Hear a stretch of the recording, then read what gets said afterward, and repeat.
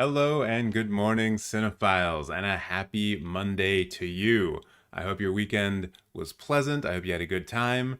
I hope you're not too confused because I think YouTube is showing the thumbnail as being the Nosferatu thumbnail from yesterday as opposed to the actual thumbnail, which is all about the IATSE strike, which is what we are going to be talking about first. But that is not all of the film news that we are going to be talking about today. Also have the box office and international box office to look at, a bunch of announcements from DC Fandome, as well as some fun things. Well, I think they're kind of fun. Who knows if they're actually fun? I have a weird sense of humor. That's just how things like this work. So, good morning. Let me know if you're here, if you're in the chat, how you're doing, how your weekend was, and what movies you saw. I, for the most part, took a little bit of time away from movies. I was watching a lot of movies and didn't see as many as I normally do on the weekend.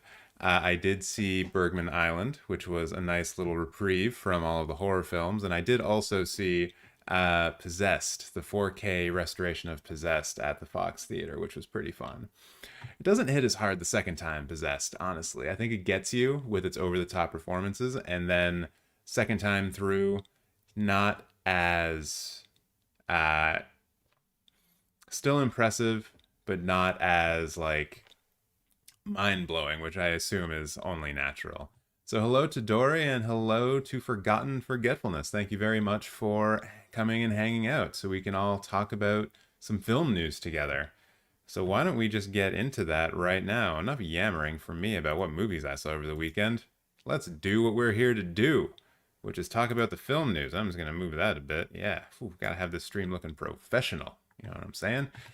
All right, so big news over the weekend that was not DC Fandome had to do with the Hollywood strike being averted.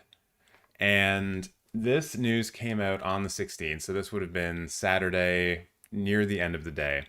So let's just go through this, but first, let's give a bit of context, and that is for the last few weeks, IATSE and the AMPTP, IATSE being a union that represents about 60,000 film workers in America, and the AMPTP essentially being big studios and streaming services and things like this, so your Amazons, your Universals, your Apples, and etc. They were in negotiations on a new contract, and the big concern from a lot of the film workers was that they were being forced to work through lunch. They were being forced to work long hours. Their turnaround was ridiculously short, turnaround being the amount of time in between when you leave set and when you arrive on set the next day. The amount of time that they had for weekends, a lot of stuff like this. And then also wages being too low for some below the line workers, such as writer's assistants and things like this. In some cases, they'd be making minimum wage or just barely above minimum wage and being asked to work 80-hour weeks. All in all, a lot of very super ridiculous things that were happening, and these negotiations were supposed to help fix those. So, after a couple of weeks and IATSE getting a strike authorization and then letting everyone know that they were going to start striking today if a deal was not reached, this news came out on Saturday. So this is coming from David Robb and Dominic Patton, who are writing for Deadline. And let's just read the article a little bit, get a little bit more information. Exclusive. With Hollywood on edge and picket signs at the ready, IATSE and the AMPTP have reached an agreement on a new film and TV contract, averting a threatening nationwide strike. A new 3-year contract, which must now be ratified by the union's members, comes just hours before the deadline, midnight on Sunday, imposed by IATSE President Matthew Loeb. The union and the Carol Lombardi-led AMPTP are expected to make the agreement public very shortly. To quote, it took a lot to get here, but this is a good deal, a fair deal for everyone concerned. An individual close to the sometimes strained negotiations told Deadline once all the final contract language was agreed on Saturday. Time to break out the cigars, the individual added. Maybe not so fast, and we'll get to that in a second. This is a Hollywood ending, Loeb said. Our members stood firm, they're tough and united. We went toe-to-toe with some of the richest and most powerful entertainment and tech companies in the world, and we have now reached an agreement with the AMPTP that meets our members' needs. Solidarity is more than a word, he added. It's a way to get things done. which is, true. Our members will see significant improvements, but our employers will also benefit, said Mike Miller, Vice President and Motion Picture Director for IATSE. This settlement allows pre-production, production, and post-production to continue without interruption.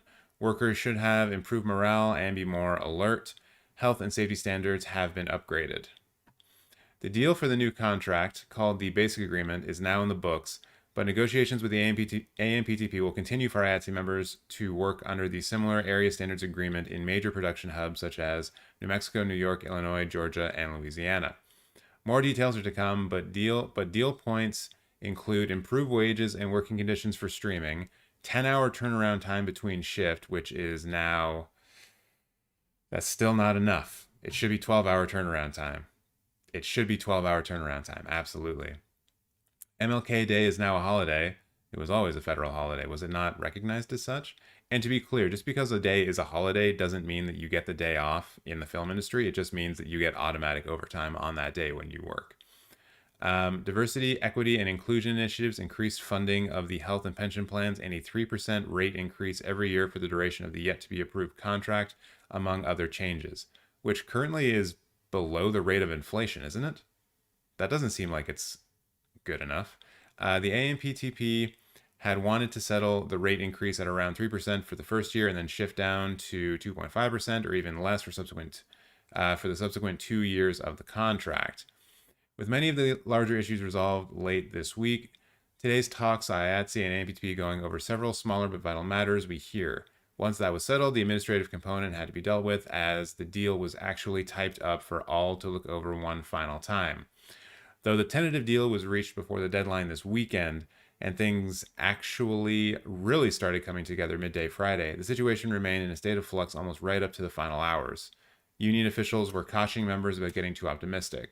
Even though we were still at the bargaining table trying to get an agreement, at the time of this writing, there are no plans to call off the strike, said an email that went out to members of Local 80 late on October 15th, updating them on talks and preparations for the 12:01 a.m. October 18th set labor action. The hard-fought agreement came after 2 weeks of intense bargaining, so this is getting into some history of what was going on, and the strike authorization being voted for pretty much hugely in favor by the IATSE members. And this is something that is not often talked about, this would be the first time that the 60,000 member strong IATSE would have gone on strike if they had gone on strike. To end this article, now Hollywood will be heading back to work on Monday. Also, union members will be heading to the ballot box in the next few days to give or refuse their stamp of approval to today's deal. And that is really the interesting part of all of this, because any kind of deal will have to be approved by the members. So the question then becomes, once the terms of this deal have been made public, what did the members think? And what I find interesting about a lot of this is that a lot of news organizations were reporting on the fact that the deal had been made and the deal was going through and the strike had been averted. Hooray, hurrah, no strike, everything's going to be fine. But then there's some rumblings inside of IATSE from its members saying that they would not vote to ratify this deal because it doesn't go far enough in securing proper working hours and all of the rest. It's a pretty big complaint. And only one news source was really reporting on that based on what I could see, and that was Variety's Gene Mattis. And this came out yesterday, later in the afternoon. And the headline reads, IATSE deal could be rejected by members. Our leadership let us down. And that is a quote. This article coming to us from Gene Mattis. Many members of IATSE say they will vote against ratifying a new contract with the major studios because it does not do enough to address working conditions on set. The deal, announced Saturday afternoon, averts a strike that would have shut down the film and TV production nationwide starting on Monday morning. But in interviews and online chatter, many workers have expressed frustration with the terms and said they expect it to be rejected. Basically, nothing has changed, said Ernesto Lamelli, a director of photography based in Los Angeles. I have not heard a single person saying they will vote yes. A ratification vote will likely not be held for several weeks, as lawyers will have to translate the deal points into contract language. In the meantime, work will proceed as normal on film and TV sets. A tentative agreement provides a 54-hour weekend and a 10-hour turnaround time between shifts for all workers on all productions. Some are hoping for more than 10 hours, as well as other wage and residual provisions that are not in the deal. But they also wanted to make a broader point about conditions on set, which many find to be inhumane and unsustainable. And this is also interesting that I didn't see mentioned in the other article, is that the residual provisions didn't make it in either.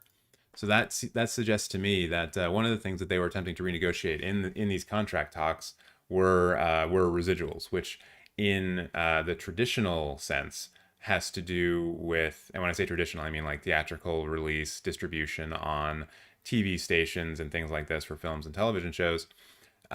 We've probably all heard stories of like how rich Jerry Seinfeld got after Seinfeld sold into or got picked up for its second window on TV, like basically making him a billionaire and one of the richest people in Hollywood.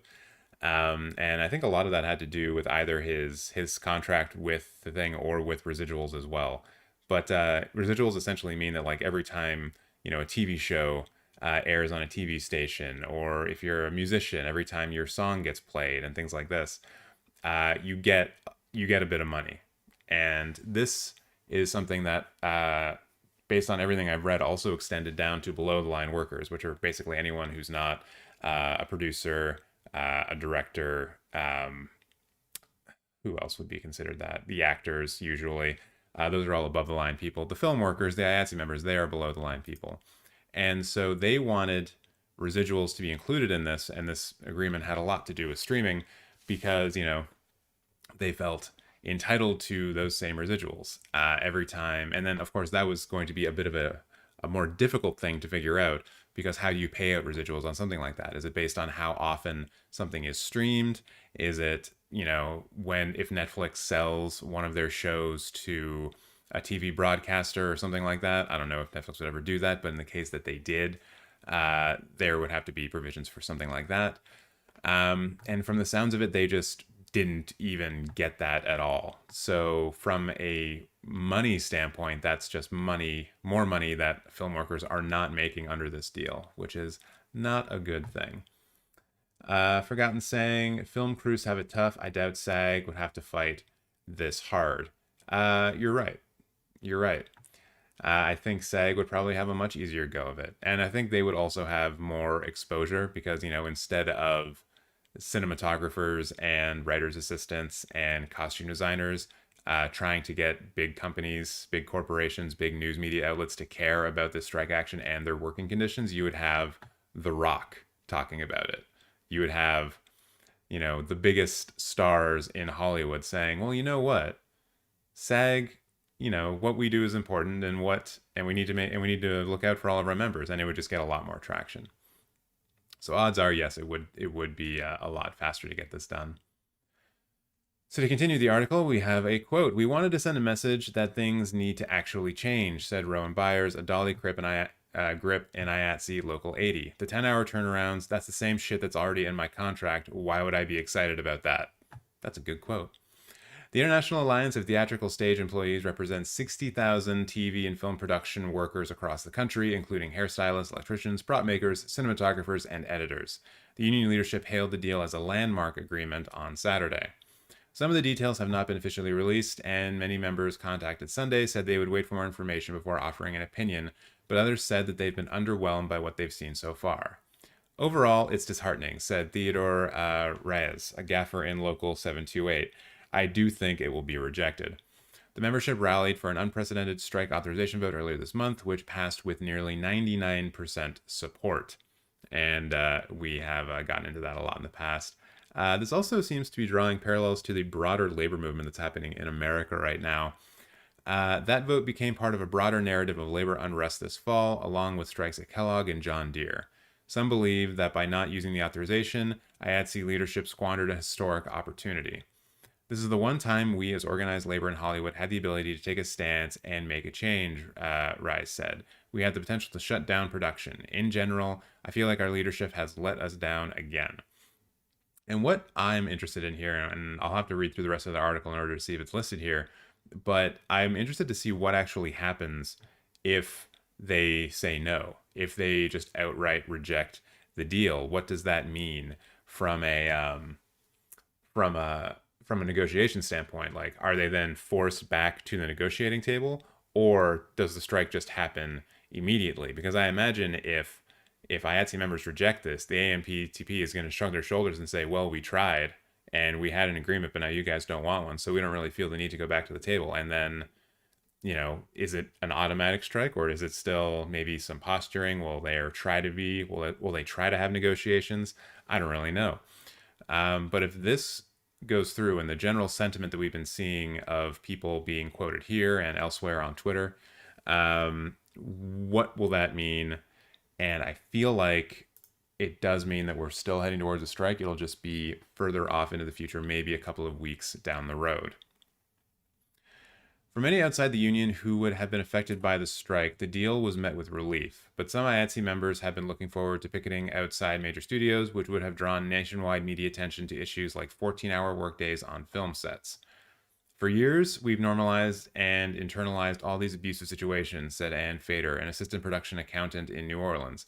I almost feel like crew members need a strike to let out this frustration. Daniel Remillard, an electrician based in New Mexico, said he had not yet decided how he would vote and that he is more open-minded about the agreement than many of his colleagues are. We got a lot of what we asked for and compromised very little, he said. Our initial ask was probably too low, but I disagree that this was a failure. I think this was a successful round. I'm very much in the minority here. Most of the people are saying this is garbage. Members have been trashing the deal on Facebook, Instagram, and Twitter, while few, if any, voices have spoken up in favor of the agreement. And that could largely be in part because they don't want there to be any ill will with their fellow members, since they are still all going to be working together and continuing to work on productions from today forward until the strike, or until the membership can vote on this new deal. So this could be an example of just a very vocal minority of people and no one wanting to kick up a ruckus by saying that they agree with everything that's happening.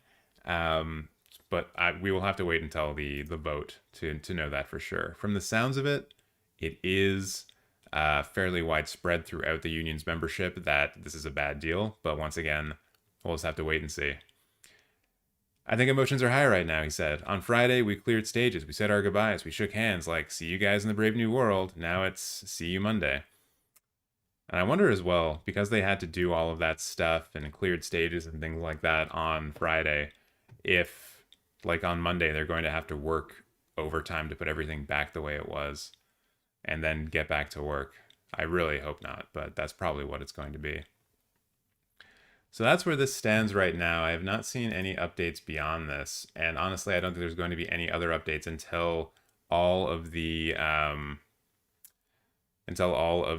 points are released to the public. Because once again, we still don't know everything that is going on with this deal. So if you are here and you're watching, let me know what you think about what's happening in the chat. I'd love to talk about this a bit more if we could. I am a very pro-labor person, and I've been very much on IATSE's side. And it seems like the general sentiment of membership is that this is just not good enough, and that this will never be good enough. And there needs to be further negotiations in order to better secure worker safety.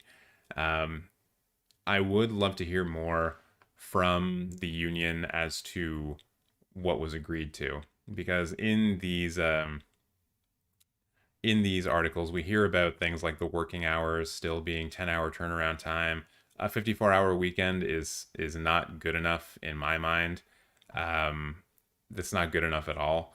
And I do want to hear more about the actual wage increases that are going through. And I know they've talked about, 3.2% or 3% for a while, year over year, having that raised.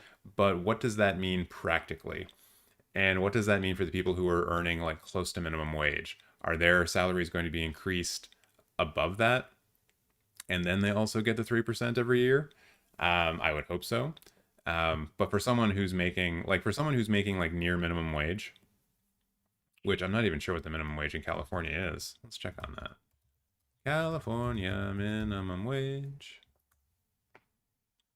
Okay, so that's $14 an hour.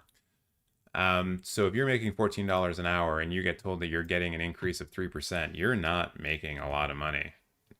14 times 1.03. Yeah, your wage will go up from $14 an hour to $14.42 an hour with a 3% wage increase over 1 year. So, you know, you're working 80 hours a week. You're talking about, what, 40 extra bucks? That's not really doing it, you know? That's not moving the needle in the way that I think these studios think it will. And once again, it doesn't even cover cost of living increases, and I believe inflation is now above 3% in America. American inflation. Yeah, the annual inflation rate of the U.S. edged up to a 13-year high of 5.4% in September of 2021. So if your pay did not increase by over 5.5% in 2021, then you are losing money. Don't forget that. That is in America. I think inflation in other countries will be different. Yeah. Oh, wait, what's the inflation rate in Canada? It has averaged 3.1% from 1915 to 1921, but that's not what I want. I want the inflation rate of the now. 4.1%? Are you kidding me? God damn. I need to give myself a raise. You got Forgotten saying, I think a strike is likely. Film work can be dangerous and they don't have guaranteed safety nets, but are expected to work around the clock. Absolutely true. And I think because this deal, from the sounds of it, does not address those issues, I think people will be looking more at the safety provisions and things like penalties for meal penalties. I did see a video yesterday talking about how the meal penalties that studios have to pay in order to just get people to work through lunch are incredibly small, like a couple of bucks, honestly, like $10 maybe, 10, 12 bucks. And so if you're a studio like Amazon and you're working on and you're producing a television show with a $300 million budget, yeah, you're not going to give a shit about meal penalties. You'd be like, yeah, here's your 10 fucking dollars. We don't give a shit. We're Amazon. And so things like that have to be addressed. I haven't seen anything about meal penalties as an example addressed in these articles, but that has more to do with the fact that we're still waiting for details to be released. But I think that's when that information gets released, that's going to be very telling as to how much IATSE was able to negotiate for. And I think will give us a fairly good indication of what is going to happen strike-wise. Because if things like meal penalties have not been changed and Amazon can just still pay people off to not eat lunch, essentially, and to work for 12 to 14 to 16 hours, then, yeah, there will be a strike. Absolutely, there will be a strike.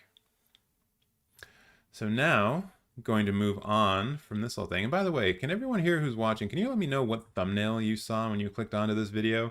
Is it the Nosferatu one? Like, are you seeing the Nosferatu one? Because it shouldn't be that, but I have a bad feeling that it actually is that. And, actually, can I edit this right now? No? Okay. This says it should be the IATSE thumbnail. Oh well, hopefully YouTube figures itself out. All right, so we've been talking about the strike for about 25 minutes, or the potential strike, I should be saying. So why don't we move on to a bit of industry news, starting with the weekend box office. And there were two big stories this weekend when it came to the domestic box office, and that was Halloween Kills, probably overperforming what everyone expected, even though it's terrible, in my opinion, and The Last Duel bombing super hard, which I think we all kind of saw coming. And I'm sure there are reasons for it that we can get into. I think there were a lot of lessons learned from the No Time to Die release that could not have been learned in time for the Last Duel release, unfortunately. And with the Halloween Kills release, there is an interesting caveat that we should also talk about. So let's get into this article a little bit. This is written by Brent Lang for Variety. And let's break down these numbers a little bit more. Halloween Kills topped the weekend box office with a $50.4 million debut, giving theater owners hope that the exhibition industry is experiencing a fall resurgence. That's a bloody good showing for Halloween Kills, considering that the film is being released simultaneously in theaters, on demand via Peacock, NBC Universal's in-house Netflix challenger. And I think what needs to be stated there is that of all the streaming services, Peacock is fairly new, and they don't really, like, not a lot of people have Peacock. And I don't know if signing up for Peacock, like, I don't think a lot of people who love Halloween Kills and love horror movies and all that stuff, I'm sure they would rather go to theaters to see Halloween Kills. I did see a couple of people pointing out yesterday on Twitter that part of going to see horror movies or being a horror movie fan is the experience of actually going to see the film with like an audience, and the communal aspect of being scared with other people. Like, that's a big part of horror films, which could explain why. But also, I just think a lot of people, they're at the point now, they have Netflix and HBO Max and Apple TV Plus and AMC Plus and Paramount Plus and all of the other pluses, every other streaming service, and now they're being asked to add on another streaming service just so they can watch Halloween Kills early when they would rather go see it in theaters. I think they would rather go see it in theaters. But I'm sure there were a number of people who decided to sign up for Peacock anyways. So the fact that the film performed as well as it did, from the sounds of it, is all good. Is a good thing. To continue, that kind of distribution pattern has depressed ticket sales in recent months, with films like Warner Brothers' Space Jam: A New Legacy and The Suicide Squad failing to resonate with moviegoers when they were made available at the same time on HBO Max. Halloween Kills scored the highest grossing opening weekend for a streaming day-and-date premiere, besting Godzilla vs. Kong, which came out of the gate with $31.6 million, despite bowing on HBO Max at the same time it debuted in cinemas. And one thing that this article is not really touching on that we have to keep in mind is that when Godzilla vs. Kong came out, a lot of places still had not reopened yet. You know, Canada was still in lockdown by and large. So Canadian screens, not that we make up a big part of the domestic box office, but like Canada was still not going to the theaters. Or if we were, like, a lot of people still were not going back to theaters because they were still scared of the pandemic. I think we really need to keep that in mind when we talk about comparing gross amounts to each other. To quote someone, this genre and this particular franchise lends itself to the in-theater experience, said Jim Moore, Universal's president of domestic distribution. People want to be scared together. Our core audience was eager and enthusiastic, and I think that speaks to what I was referring to earlier. An exclusive theatrical release wasn't enough to save The Last Duel, a lavish historical epic starring Adam Driver, Jodie Comer, and venturing very far afield from the Cambridge Southey milieu that made them stars in Good Will Hunting, Matt Damon and Ben Affleck. Weirdly enough, I've been hearing some chatter that maybe Ben Affleck is going to get campaigned for Best Supporting Actor for this film, which, based on the trailers, is surprising to me because I don't know, he's barely in them, but what I do see of him, I wouldn't call it Oscar worthy, but once again, it's like 2 seconds of his performance. I will be seeing The Last Duel tomorrow night, so I'll be able to comment on that on Wednesday. The drama, which is set in 14th century France, bombed, grossing a pallid $4.8 million. That's a disastrous result given the film cost north of $100 million to make, as well as a sign that older audiences remain skittish about returning to theaters when COVID and its variants are still circulating. And this was one of the lessons that was learned from the No Time to Die release. No Time to Die did well. It got into the $70 million-ish range, if I remember correctly, but that was under what people were expecting and certainly what they were hoping for, considering that the film cost like $250 million to make. And yeah, one of the big points of reason as to why it didn't perform well is that people in the older generation, who make up a fair number of people who are Bond fans, because, you know, James Bond has been around for 60 years at this point. They were not. They were afraid to go back to theaters. They're still not comfortable with going back to theaters, which I completely understand and I absolutely respect. But the thing with Bond, especially, is that it's going to continue to do well at the international box office. So it still has a chance to get back a good amount of its money. I still don't know if it breaks even, to be honest. But from the sounds of it, The Last Duel will need something. And I think maybe this is a reason why Ben Affleck might get campaigned as Best Supporting Actor, because it might give the film enough runway. Because if it's going into the Oscars, that means it's probably going to be staying in theaters or coming back to theaters or something like that for a while. Plus, I think a film like this probably does well in international markets. Whether or not it gets into the Chinese market, I don't know. I can't remember if it ever. I can't remember if it's been announced that it will be going to China or not. But, you know, I guess the thing that really helps The Last Duel the most is that its budget is only $100 million. It's kind of smaller. They would still need to gross between $300 and $400 million to make their money back, less if they spent less on their marketing budget. And yeah, I guess it would be kind of strange if this film were to get to that point, considering I think No Time to Die, as we'll be looking at in the international box office market, its worldwide gross so far is like just over 400 million. Yeah, it doesn't look good for this movie. It doesn't look good at all. But Ridley Scott will still be able to produce and direct whatever the hell he wants. So, you know, I don't really think this bothers him or affects him that much. To continue the article, more than half of the audience for The Last Duel was comprised of ticket buyers over the age of 35. Oh man, that includes me now. Aww. In contrast, just 27% of the audience for Halloween Kills hailed from this demographic. The bulk of the horror film's opening weekend crowds were younger men who have shown the greatest willingness to see movies on the big screen in the pandemic era. And so now I wonder if, over the next couple of years, if we're going to see more and more films being released to theaters who cater specifically to that demographic. And when I wonder when the other demographics will start to come back to the theaters in force. Whew. All right, let's see if we can get into this a bit more. So that is, yeah, we don't really need to get into that. This is now getting into other things. So elsewhere, MGM, United Artists Releasing, and Neon Productions' No Time to Die earned $24.3 million in its second weekend of release, good enough for a second place finish. That's a drop of 56%, which is roughly in line with how other James Bond films like Spectre and Skyfall have performed in their sophomore frame. So that's, I mean, yeah, seems like the audience is pretty much doing what you would expect them to do. It brings the film's domestic haul to $99.5 million, a respectable result during a pandemic. However, the problem for 007 sequel is that it was greenlight in pre-COVID times and carries a massive $250 million price tag.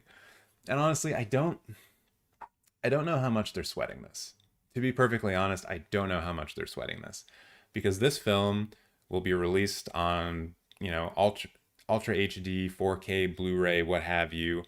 It will be put in like Daniel Craig box sets and things like this. And I think with the James Bond fan base being what it is, I think they're going to make their money eventually anyways. I know home distribution is not what it used to be. But also MGM being bought out by Amazon, there's a lot of money floating in there. So then I think James Bond will at some point become exclusive to Amazon if it hasn't already. And a film like No Time to Die is a good film for them to hang their hat on and say, you know, the exclusive streamer of whatever. And then Amazon will likely be able to make their money that way. So I see this and I'm not worried for James Bond. And, you know, and I don't think this hurts the franchise and the prospects of the franchise in the long run. So this is like, yeah, this, I'm not worried about it. I'm not worried about it. Because of those hefty costs, No Time to Die will have trouble turning a profit, which, once again, I'm not that worried about. No Time to Die brought in $54 million overseas, which pushes it globally to a gross of $447.5 million. It will soon overtake Godzilla vs. Kong to be the second highest grossing Hollywood release in 2021, behind F9's $716 million bounty. I wouldn't be surprised, actually, if No Time to Die eventually pushes past F9 as well. Like, wouldn't be surprised if it was the biggest film of the year. I think Eternals might push by it, because I've heard that initial ticket sale runs for Eternals are quite high and some of the highest of the year. But I guess we will have to wait and see. Venom, Let There Be Carnage slides into third place on the domestic box office with $16.5 million in its web. That brings its domestic haul to $161 million, an impressive figure that guarantees audiences haven't seen the last of this symbiote. Addams Family 2 nabbed fourth place with $7.2 million, pushing its domestic gross to $42.3 million. I wonder how much that movie, what was the budget of that movie?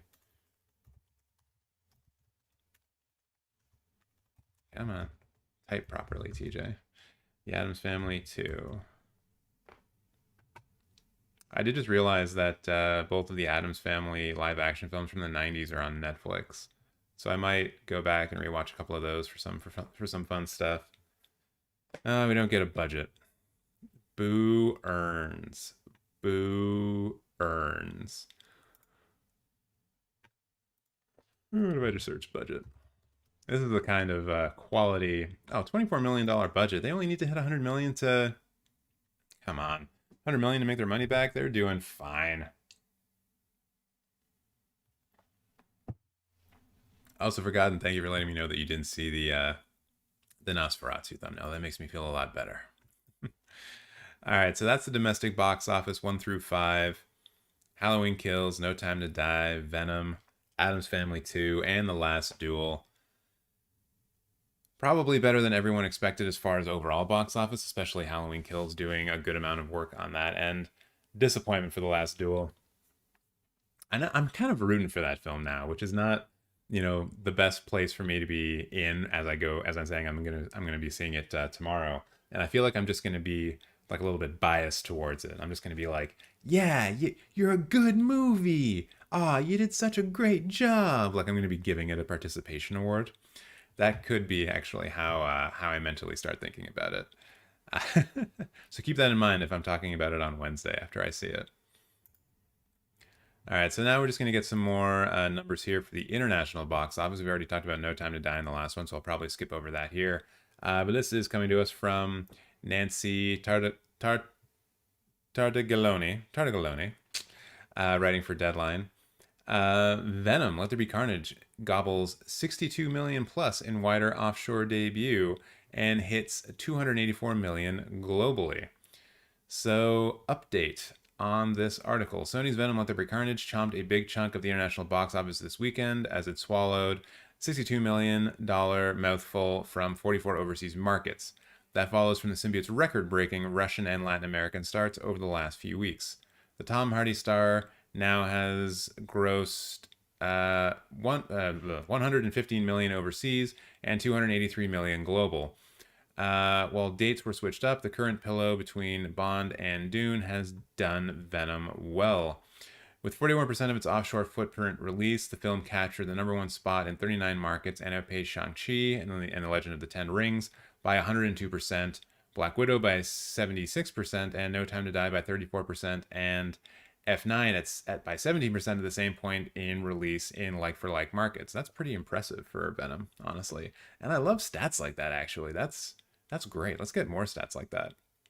It's something I talked about last week as well when we were going through the box office and talking about how we should be rating box office performance. I feel like we need to introduce a metric that actually tells us, or that's based off of not how many theaters the movie played in, but on how many screens it played in, and what the box office potential based on full sellouts of all screenings would be versus its actual performance. And we can use that as a metric to gauge how engaged people actually were with the film and how many people wanted to go see it on a per screen basis. I really want to see that kind of metric, and I wish there was a way to figure out what that would be. In any case, let's continue with this. Venom's 2 debut is astounding and set pandemic-era opening records in Spain and Italy. Notably, Korea, which has been in the doldrums of late, let Carnage reign as the second best bow of a Hollywood title in the pandemic era with 9.5 million. Meanwhile, and not to be outdone in its third weekend at the international box office, No Time to Die has bonded, that's a terrible pun, with $348 million overseas and $447 million global. The later figure puts No Time to Die within reach of Godzilla vs. Kong, which we talked about, and is closing in on F9.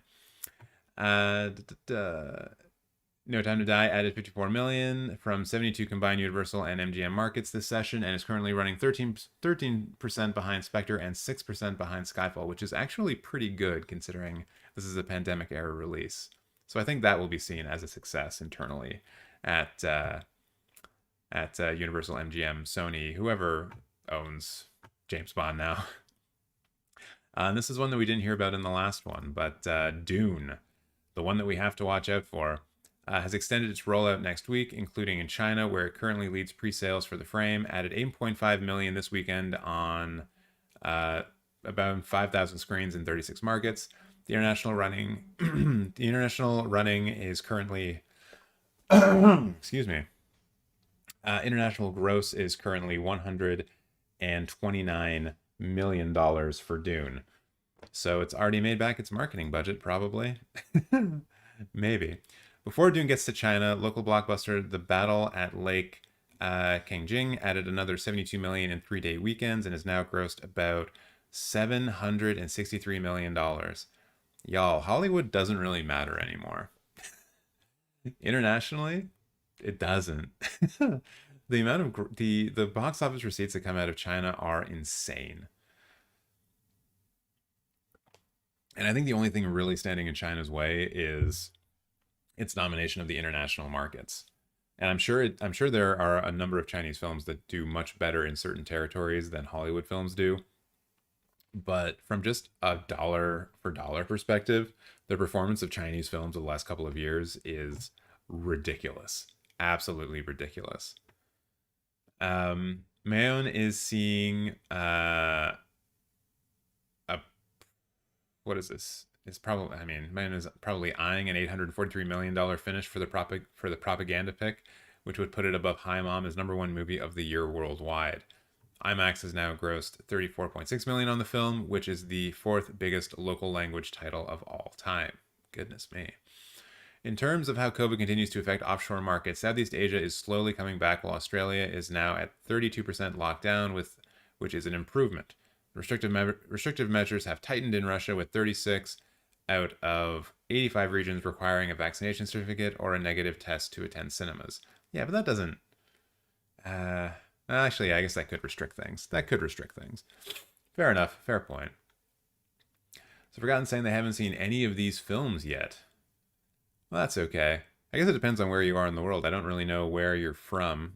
And are you not seeing them because you're not interested in them, or are you not seeing them because you're not comfortable going back to theaters yet? Because a number of these are still not available on streaming. Would love to get your perspective on that. So now let's move on from all of these numbers, all of this serious talk about money, to Ryan Reynolds announcing that he's taking a sabbatical, and that's something that I did not see coming personally. So this was reported by Matt Grover over at Deadline. Ryan Reynolds took to Instagram on Saturday to announce that he'll be taking a little sabbatical from movie making after wrapping production on the Apple TV Plus film Spirited. "That's a wrap for me on Spirited," quoted the actor.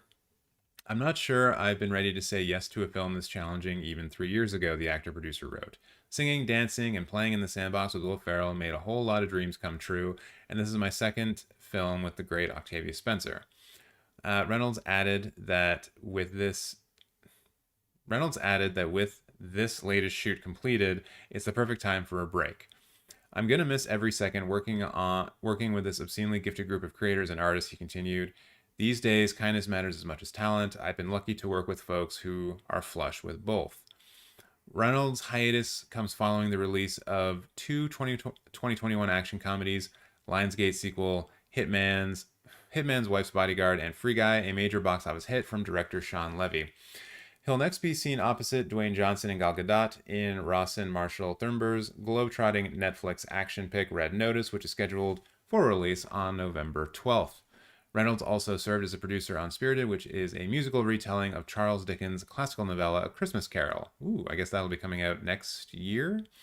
A premiere date for the Apple pick from directors Sean Anders and John Morris has not yet been set. And then you can see the Instagram post here. There's Ryan Reynolds with Will Ferrell. There is also Ryan Reynolds wearing a mask, I assume doing rehearsals. A lot of handsome looking people. Yep. Ooh, look at that costume design. Alrighty then. And that's about all from this. And I think one of the main talking points that comes out of this announcement is that a Deadpool 3 is now that much further away from our screens. And I think that's probably something that Disney is kind of happy with. Although, have they announced when Deadpool 3 is actually doing? I can't remember if that was part of the Phase 3 rollout or not. Or the Phase 4 rollout, excuse me.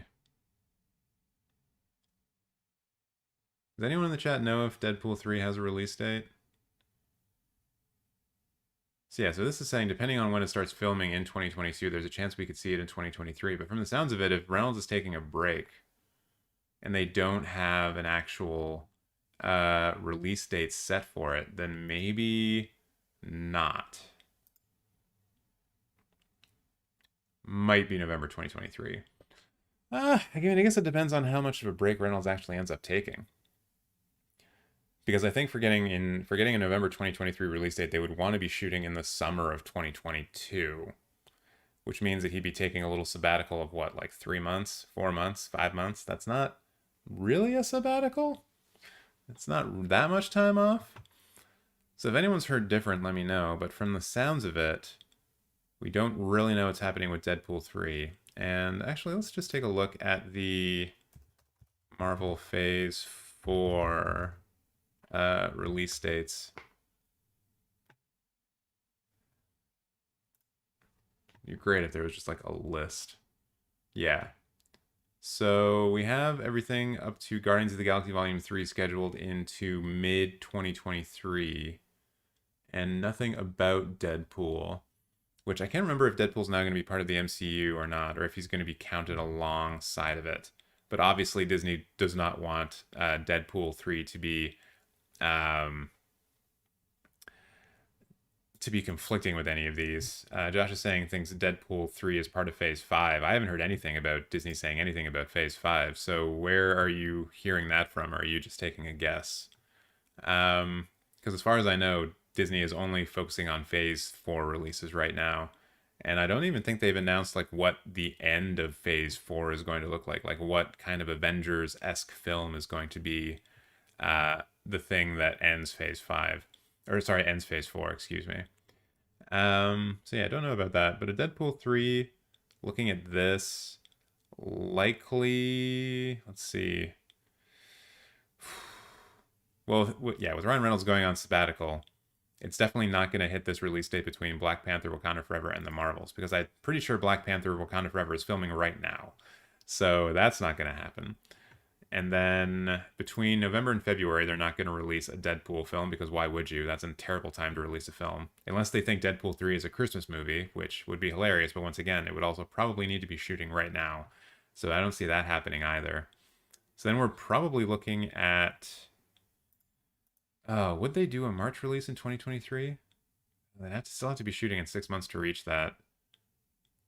I would assume Deadpool 3 comes out after Guardians of the Galaxy 3, just looking at this. So I don't know. Let me know in the chat when you think Deadpool 3 will be coming out, because we know we're going to be getting it. It's too big of a property for it not to be coming out. But it looks like late 2023 is probably the best bet, considering Ryan Reynolds is now taking a sabbatical. Yeah, very interesting. In any case, let us get back into the film news. And one of those things, speaking of sabbaticals, kind of, and actually, before I get into the next article, I'm just going to say hello to everyone who's here. It looks like we've got a few more viewers than we're used to on the morning movie show, so welcome. If you're here and you like what you're seeing, please make sure to give this live stream a like and subscribe to Cinemateq if you haven't already. Hit those notification bells, because I go live every morning at 9 a.m. to talk about the film news and chat along with all of y'all's. Josh, I'm not going to check my texts right now. I'm live streaming. That would be detrimental to the live stream. But if you want to get into the Discord, you can send a message to me there. Apparently you did a search via YouTube about Phase 5. Oh, shit. Marvel Phase 5.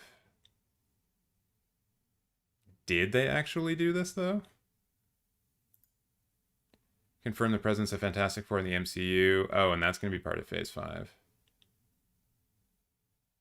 Maybe. Let's go to the Wikipedia article. Cinematic Universe Phase 5. Phase 4. The films. So, yeah, once again, just looking at the Wikipedia article, not seeing much about a Phase 5 and what would be considered to be like the end of this. So at any given time, Marvel Studios has future plans up to 5 or 6 years after what they announced. Disney has scheduled additional release dates for unannounced films on July 28th, October 6th, November 10th. There's the Blade film, which I guess has not been given its release date yet. Untitled Deadpool film, Untitled Captain America sequel. Yes, I understand that they're locking in these things here, and that's what this is talking about, but we don't really know when Phase 4 is going to end, for one, because we once again do not know what that film is going to be that comes at the very end of the phase. We don't know what the Avengers level film is going to be, unless it's announced to be like Guardians of the Galaxy 3, which I doubt it would be, or it's going to be Fantastic Four, which I also kind of doubt. They probably wouldn't want to bookend Phase 4 with the first Fantastic Four film. So, and I think the general point I'm trying to get at here is that we know that there's going to be a Deadpool film, but we don't know when it's going to come out. And we don't know if it's going to be part of Phase 4 or Phase 5. Because once again, we don't know when Phase 4 ends. So I think Marvel might still be looking into that. And yeah, and there's nothing really here talking about New Avengers either. So I would be suspicious of that YouTube video, which I haven't seen, but I'm still suspicious of it. In any case, getting away from superhero news, let's talk about Michael Caine not retiring from acting. If you were on Twitter over the weekend, you probably saw something about this. It was kind of fun. This is coming to us from Selmi Hailu, pardon for the terrible pronunciations of names, writing for Variety. And to quote the article, despite his recent comments that Lindsay Rossellers' bestsellers may end up being his last film, reps for Michael Caine confirmed to Variety that the actor is not retiring. In fact, sources close to Caine said that he is currently reviewing 2 scripts for upcoming projects. I wonder if one of them is going to be the Oppenheimer film coming from Christopher Nolan, because we know that Michael Caine loves working for Christopher Nolan. To quote someone, regarding retirement, I've spent over 50 years getting up at 6 a.m. to make movies, and I'm not getting rid of my alarm clock, Caine said in a statement to Variety. He also tweeted about the situation, simply writing, I haven't retired, and not a lot of people know that. And this was the thing that caught Twitter's attention. This was getting retweeted quite a bit and got people talking about Michael Caine. It's kind of a great little tweet to be like, it's almost like very akin to those like, I am not dead, and all of the reports to the contrary are greatly exaggerated. Something along those lines from him. Rumors about Caine's retirement began to swirl on Friday when the 88-year-old actor spoke about the state of his career on the BBC radio program Kermode and Mayo's Film Review. Funnily enough, it has turned out to be my last part, really, he said of his role in Bestsellers, because I haven't worked for 2 years, and I have a spine problem which affects my leg, so I can't walk very well. That's actually probably why in Tenet, Michael Caine is seated for most of his performance, I believe. Caine continued, and I also wrote a couple of books, which were published and successful, so now I'm not an actor, I'm a writer, which is lovely because as an actor, you have to get up at 6:30 in the morning and go to the studio. As a writer, you can start writing without leaving the bed. That is an excellent point. Michael Caine has just convinced me to become a writer. When asked directly if Bestsellers is his last film, he said, I think it would be, yeah. There haven't been any offers, obviously, for 2 years, because nobody's been making any movies I'd want to do. But also, I'm 88. There's not exactly scripts pouring out where the leading man is 88. However, in an interview with Variety in August, Caine spoke about how he has avoided retirement over the years. I never did retire. I mean, I'm 88. People are not knocking at my door trying to give me a script, but occasionally there is a part, he said. Reflecting on how he planned to retire earlier, he said, if I retired at 65, I would never have won an Academy Award for Cider House Rules. I would have never done A Picture with Jack Nicholson, and I would have never done all of those Batman movies with Christopher Nolan. True. So Michael Caine here advocating for not retiring at 65. Work until you're dead. The corporations will love you for it. No. We should all be able to retire when we're 50 if we want to and enjoy the last part of our life. Capitalism sucks. Thank you, Michael Caine, for allowing me to say what we all know in our hearts. So this is good that he's not retiring, but from the sounds of it, we will not be seeing him in a ton of in a ton of films coming up. I would imagine that there is a part for him in the Christopher Nolan Oppenheimer film if he wants to be in that film. I I can't imagine what that role might be, but an elderly confidant or something like that. Maybe if Nolan's getting into some time bending type stuff, perhaps Oppenheimer will be played by like a younger person at some point in his life, and then Michael Caine could play older Oppenheimer at a point further along in his life. That's also a possibility. But I would be surprised if we didn't see Michael Caine in Oppenheimer. Although maybe his health and the spine issue that was talked about in this article are severe enough that it would prevent him from even working on that film. Because famously, you're not allowed to sit down when you're working on a Christopher Nolan film, which is so silly. But yes, that is. I would be surprised not to see Michael Caine in Oppenheimer. And it will be sad to not see Michael Caine in films anymore, but his filmography is so vast and varied that there are just so many great films that you can go see. Get Carter, an action film from the 70s, like he's done so many. And he also did that one action movie where it was kind of like his get off my lawn type moment. Let's see if we can just look at his filmography. He did it maybe 10 years ago. Yeah, look at this. His acting career started in the 50s. The man's been active for like, what, 70 years ish? It's insane. But the one I'm thinking of that he did where he was like kicking people's asses, Harry Brown. Yeah, he did this Harry Brown. Thank you, Dory. We got there at the same time. This movie, kind of interesting because it's him. I guess this would have been what, 12 years ago now when this came out. And so he would have been what, 76? And it's basically his version of Taken doing a kind of vigilante justice type thing where he's like beating up drug dealers and shit. And it's not something that you would expect him to be able to do at that point in his life, but he does it. And it's better. He does it well. He does it really well. Other standouts from him over the years, The Quiet American. That's a good one. That's a spy movie. He was in the Get Carter remake. I didn't know that because he's in the original Get Carter. Huh. Cider House Rules, he won the Academy Award for, as he said. The Muppet Christmas Carol, which is something that I watch every year because it's so good. And he's great in it as Ebenezer Scrooge. Can't forget about him in Jaws the Revenge. Classic film. I'm probably skipping over so many great films because I'm not so familiar with his earlier works. A movie like Death Trap sounds great. Oh wait, that was directed by Sidney Lumet? A movie called Death Trap? Huh. I'll have to check that out if I remember it, which I won't. Yeah. While we're here, let me know in the chat what your favorite Michael Caine movie is. The original Italian Job might be mine. It's very, very good, and he's very good in it.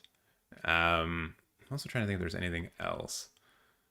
What else have you done, Michael Caine, from earlier in your career that I might have watched? Elfie is supposed to be quite good. Yeah, he was nominated for an Academy Award for that one.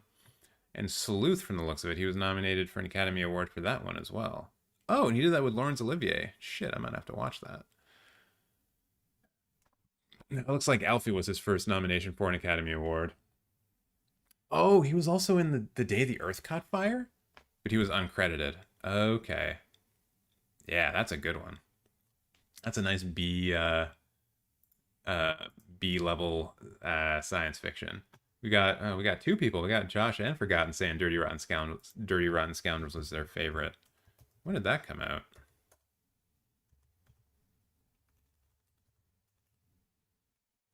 Can TJ spell? We'll never know for sure. That came out in 1988.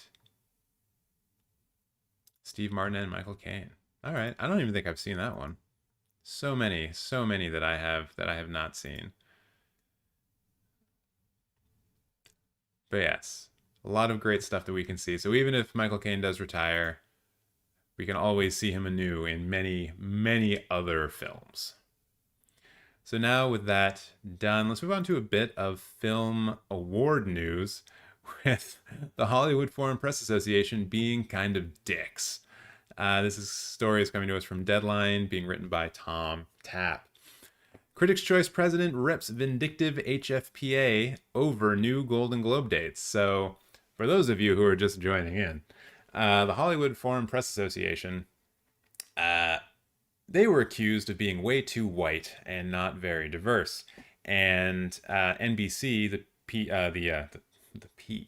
the corporation, the broadcasting corporation that typically shows the Golden Globes every year, decided that they were not going to show the Golden Globes in 2022 until the HFPA got their act together and did some diversity initiatives, got some new people in there so that the broadness of the voice of the HFPA is just, well, it's broader.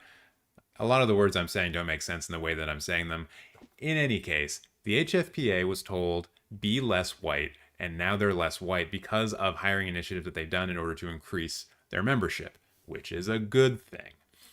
And it seemed, and then we heard maybe last week or the week before that the HFPA was still going to go ahead with the Golden Globes, even though they weren't going to be on NBC, but we didn't really know what that meant. If that was just going to be someone putting out into the world like a press release or something like that, if they were going to do some kind of like real low-key live stream or something. And I guess we'll get into a little bit into this article as to what it could be, but from the sounds of it, they've picked their date.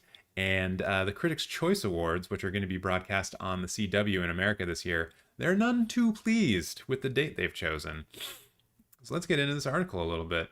It starts off with a quote. This is a petty and vindictive move.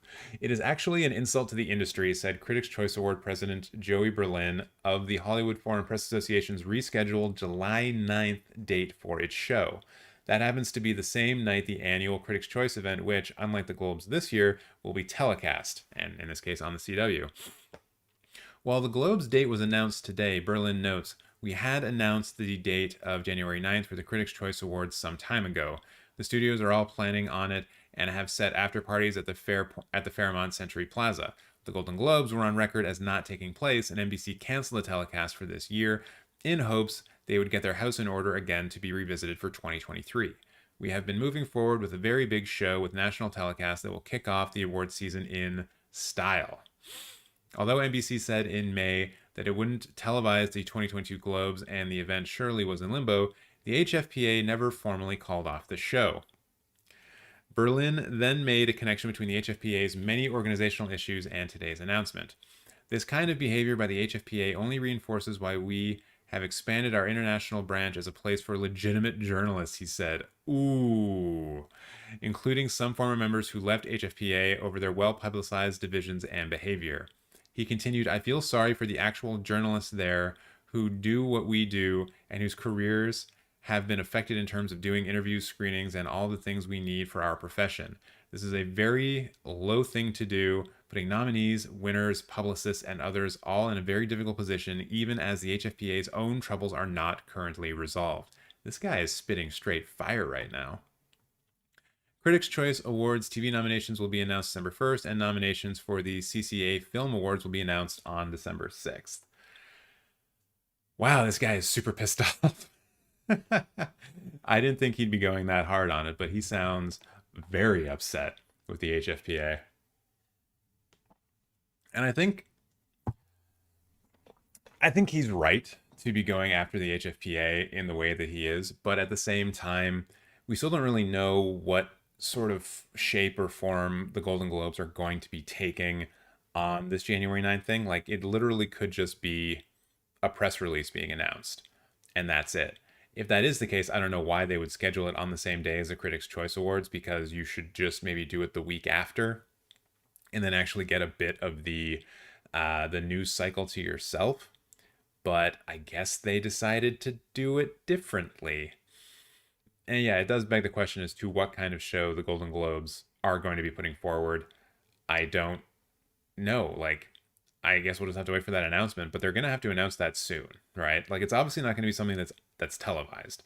We would already need to have been told about that and been made aware of that. So I think a streaming award of some kind is the most likely, but I also just don't know what that looks like and why they would do it on January the 9th. who's going to be presenting them, who's going to be receiving the awards. Like, it just doesn't make a lot of sense, you know? And I definitely understand Joey Berlin's, which also is like a full-on neo-noir name, and I really wish I had written a neo-noir film with a character named Joey Berlin. I'm Joey Berlin, see? It works perfectly. I might actually just use that, or a variation of it. Maybe Joey Munich. Joey Munich's a great name. Shit, no one steal that. Joey Munich is mine, copyrighted. I have it on stream. It's legit. But yeah, I don't know if there's anything else to say about this other than, what do you do in HFPA? You were making good strides. You'd increased your membership. You had brought in new leadership. Everything was going well for you, and now you're pissing off the Critics' Choice Awards. What are you doing? What are you doing? What are you doing? And honestly, I don't know. But this is something we will keep an eye on, and of course, because this channel really gets into award season when award season kicks off, including having our own awards, the Cinemateq Film Awards, which will not be handed out on January 9th, I can tell you that. Actually, I probably could tell you when when we will actually do our own award ceremony. So the Oscars in 2022 will be on which date? I think it's in March. Is this 94th Oscars? We held on March 27th.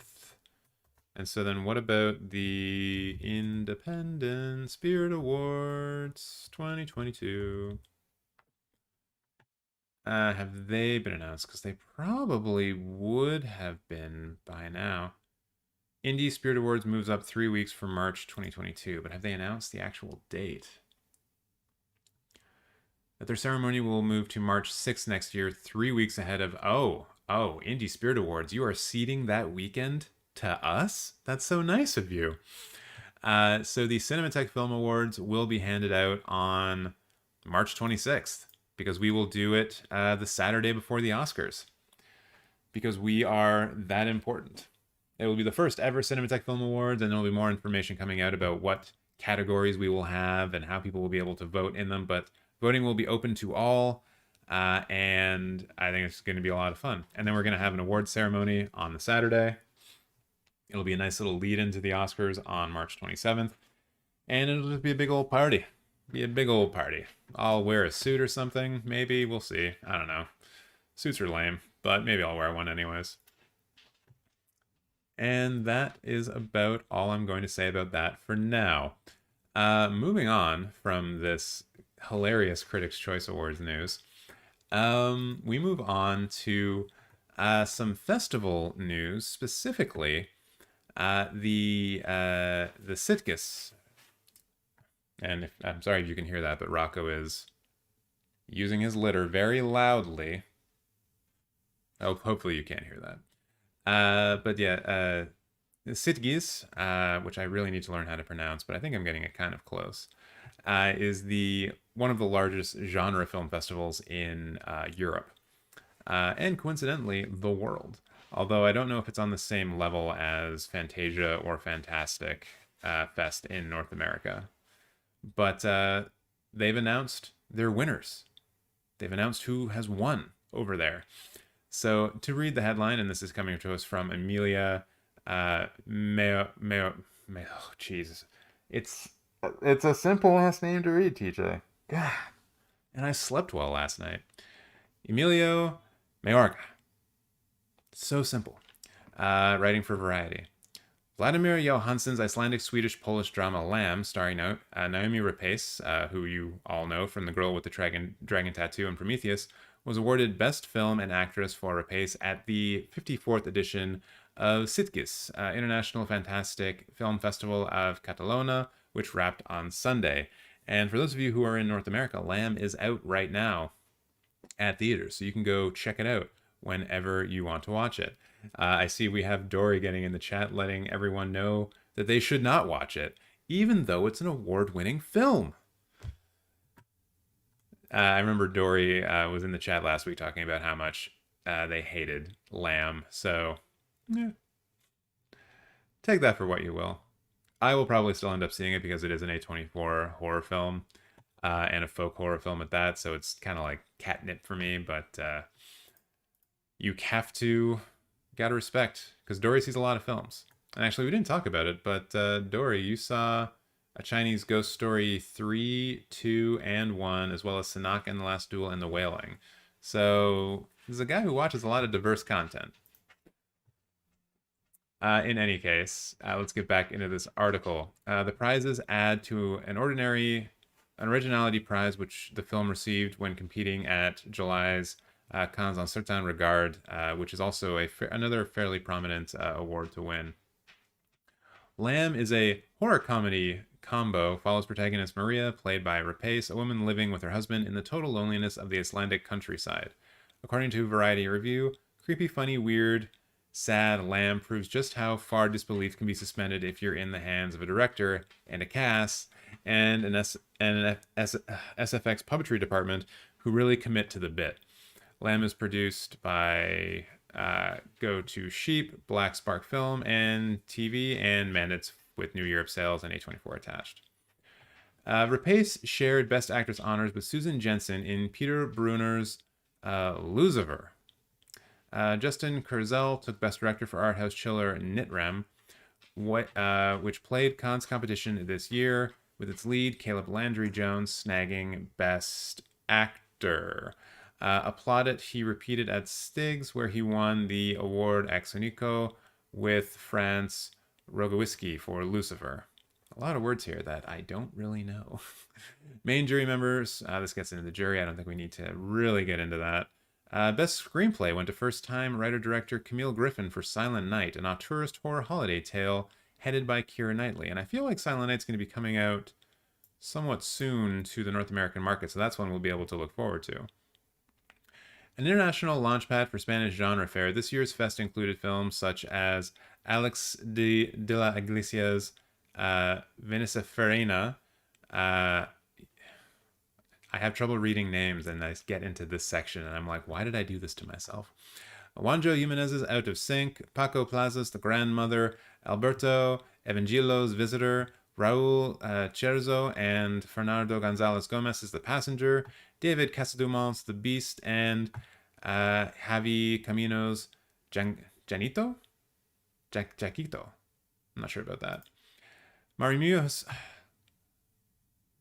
So many names in this. I could just feel my tongue like giving up on me.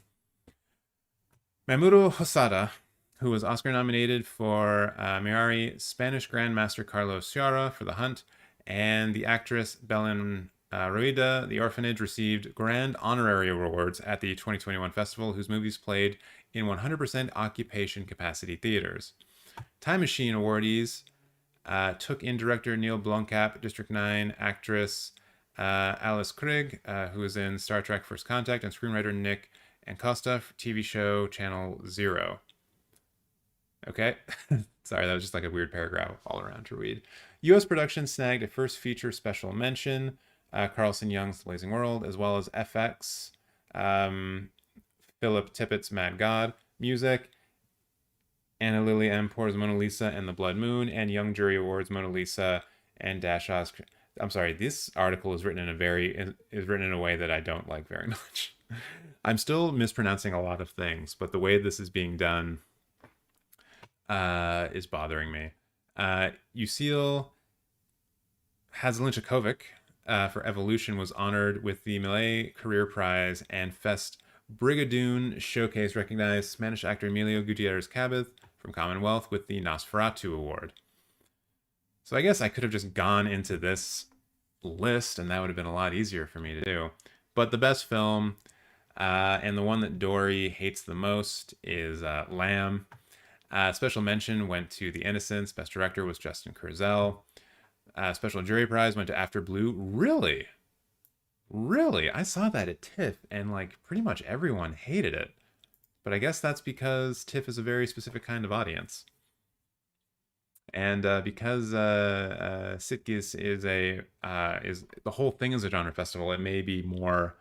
It may have been better received there. First feature went to The Blazing World and The Execution. Actress went to Naomi Rapace and Susan Jensen. Actor went to Caine Landry Jones and Friends. Robowiski. See how much easier it is just to go through this. Screenplay went to Camille Griffith for Silent Night. Cinematography went to Limbo for a Hong Kong film called Cheng Si Kyung, which we did not talk about in the article. Best effects went to Phil Tippett in Mad God. Music went to Daniel Lippi for the Anna Lily I'm a Poor film, which I haven't heard anything about, actually. Her films have usually get some kind of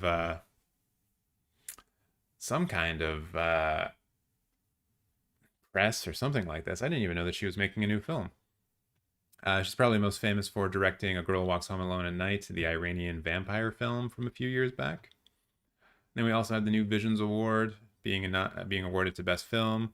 El Pego, special mention, being 2551.01, Best Director. Anita Roca de Salvera for Medusa. Hey! I saw that movie at TIFF, and it was pretty good. If you've seen my review / first impressions of Dune on this channel, you will know that Medusa is actually the first film in that video that I talk about, because at the time it was a TIFF wrap-up. Best Short went to Lucine Mange en Auto by Jordi Cotreau. God damn it. Jordi Cotreau. And special mention went to Bretilla Days of Labor. Other awards include Blood Window, Best Latin American Production, which was The Pink Cloud. Mêlée d'Argent, Best Film, went to Trey. Mêlée d'Argent, Best Short, went to Ted Mortelli. Jose Luis Garner Critics Award went to After Blue and Mad God. Once again, After Blue winning. Very interesting. And the Critics Award went to that. Interesting. The Citizen Kane Award to Best Up-and-Coming Director went to Vladimir Johansson for Lamb. Best Documentary was Inferno Rosa. Joe D'Amato, Silvia Dell'Ascencio? There's so many awards they give out. My goodness. Young Jury Awards, Best Feature went to the Anna Lily Poor film, Mona Lisa and the Blood Moon. Best Animated Film, Crypto Zoo. Best Short, Other Half. Cool. Congratulations to everyone who won. This is a fairly important festival. So this is all good stuff. And I will say, Dory, I know that you have told me repeatedly not to watch Lamb, but I am going to go watch it. I am going to go see it. So nice try, but you can't stop me. Yeah, Dory in the chat also saying Cinemateq new Disney Hotstar movie, Speed, Die Hard, and John Wick in one movie, also featuring Indian Jackie Chan. What? And that was one that was mentioned in here that I flubbed the Cinemateq. Oh, Dory, what was Cinemateq in reference to? Or are you just letting us know that it's a new Disney Hotstar movie? You let me know in the chat and I will come back to that. But now we get to move on to news that came out of DC Fandome over the weekend. And oh boy, was there a lot of news. The biggest of which, and excuse my yawning, was the new Batman trailer, which showed us Zoe Kravitz's take on Catwoman and Colin Farrell's Penguin. And honestly, when I was watching this trailer, and because he wasn't featured in the preamble before the actual trailer went, I forgot that Colin Farrell was in this movie. And when I saw the trailer, I didn't know that was Colin Farrell, and I didn't even know that that was the Penguin. I actually thought that they were doing a take on one of the gangsters in Gotham City. Not to say that Penguin is not a gangster, but one of, like, you know, the more just like thug kind of gangster dudes, like a head of a mafia family or something like that. Kind of like the way the Black Mask is, but, you know, in normal ways. And so when I saw this afterwards, I was like, holy shit, that's Colin Farrell. And like, holy shit, that's the Penguin. Like, I think we have a strong contender for best hair and makeup, just based on what they've done with Colin Farrell here, because he was like, I forgot he was in the movie and he was unrecognizable to me. Kind of in the same way where if I had ever seen the trailer for The Dark Knight, not knowing that Heath Ledger was in it, I would not have guessed that he was playing the Joker. I don't know who I would have guessed otherwise, but I would not have been able to tell you who was playing the Joker. And I think the same thing applies here, and it might even be more profound than that.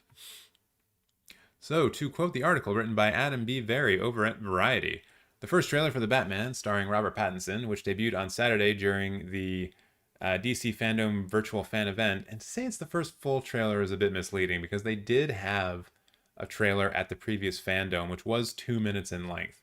And so you can call it a teaser, but that's a pretty big teaser. It reveals a film that is unmistakably the darkest and most violent cinematic outing yet for the Caped Crusader, even when compared to Christopher Nolan's gritty Dark Knight trilogy. In a Gotham City saturated in rain and gloom, Pattinson's Batman, just a year into his reign as a costume vigilante, attacks his enemies with a visceral, unhinged brutality that past live-action Batman movies never quite reached. As for Pattinson's voice as Batman, it's surprisingly low-key in the full trailer when compared to Christian Bale and Ben Affleck's growls in the role, which is what we talked about last week when the teaser of him talking in the Batman voice came out. It's more of just kind of like a raspy, slightly pitched down version of his own voice. The trailer opens with the arrest of Riddler, but although we know the role is played by Paul Dano, director Matt Reeves keeps the character's face hidden throughout the trailer, suggesting some kind of shocking reveal. Like the teaser that debuted during last year's DC Fandome, the trailer only hints at the underlying story of the Batman, but Paul Dano's Riddler is clearly the main antagonist driving it. I don't know if that's clear in the trailer. As a serial killer who leaves cryptic clues with his victims and holds a special fixation on Batman, because I think Penguin is in the trailer far more than the Riddler is. So to say that the Riddler is clearly the main antagonist, I think is a little misleading. Instead, the trailer provides a more extensive first look at two other central characters. First among them is Zoe Kravitz as Catwoman, who, true to comic book form, has a penchant for hiding in plain sight in a series of wigs and is curious about the man behind Batman's trademark cowl. That does actually remind me of Michelle Pfeiffer in Batman Returns as well. The character has been memorably played on screen by Michelle Pfeiffer in 1992's Batman Returns and Anne Hathaway in 2012's Dark Knight Rises. But the Batman is the first iteration in the larger Batman franchise to lead with Catwoman's introduction, matching the character's place in the comic books as one of the most important figures in his life. I don't want her to be an idea, I want her to be a real human being in a real situation, in a real city, trying to survive and reacting to her own pain, Kravitz said about the character in the Fandome panel with Pattinson and Reeves. Meanwhile, the last time the Penguin appeared in a Batman movie, he was played in Batman Returns by Danny DeVito as a disfigured man who nonetheless still looked recognizably like the actor. To which the filmmakers of the Batman said, "Hold my beer," because Colin Farrell is utterly unrecognizable here as Oswald Oz Cobblepot, aka the Penguin. Farrell has said he's only 5 or 6 scenes in the film, but he's all over this trailer, showcasing a transformation that all but obliterates his appearance. So I guess with that information, what was said earlier in the article about the Riddler being the main antagonist is actually true. So fool me once, something, fool me twice, I'm also an idiot. Let's move on. Otherwise, we get our first look at Andy Serkis as Alfred Pennyworth, Bruce Wayne's loyal butler, who, like many Alfreds before him, sings a familiar tune when it comes to his charge. If this continues, it won't be long until you've nothing left, Alfred tells Bruce, whose reply underlines the streak of nihilism that seems to run through this film. "I don't care what happens to me," he responds. So that's all the information that we get from this trailer. It did also give us a lot about the look of the film. And surprisingly, it appears to be very much real. And I feel like I always need to point that out because the dominant form of comic book filmmaking right now in the world is what Marvel does. And everything that Marvel does basically looks fake. And I say that in the kindest way possible because I'm talking about how pretty much everything is green screen, everything is CGI, and very rarely are they in places that I feel look real or lived in or anything like that. Even thinking to the Eternals and I think the Eternals is supposed to be the film that breaks that trend in the MCU. That's one of the main talking points that we've been getting about it, is that Chloe Zhao wanted to shoot not on a green screen as much as possible. But up until now, for what has been released so far, usually everything's just like a big CGI everything, right? And even in scenes that clearly take place on a set, it never really felt like a lot of these places were lived in. It always feels like everything was made brand new and then not really, look distressed or anything like that. And I'm sure that there are artistic reasons artistic reasons for doing it in that way, but it still just makes the films feel like too polished to a certain degree and always just a little bit over fake. And I think that's always been an issue that I've had with Marvel films. It's just taken me a long time to really gestate it, and being able to compare Marvel films to other films is how I'm able to like get closer to really narrowing down what this issue I've had with Marvel films all along has been. But looking at the Batman trailer, the world looks gritty and grimy and decaying and dark and gross and weird, and there aren't very many like full CGI things that I see in it based on how they've actually shot it. I'm also into the way the Batmobile looks. It kind of just looks like a Dodge Charger, but like souped up all to hell. And I think that's actually a great thing for Batman to have as part of his first year kit, you know?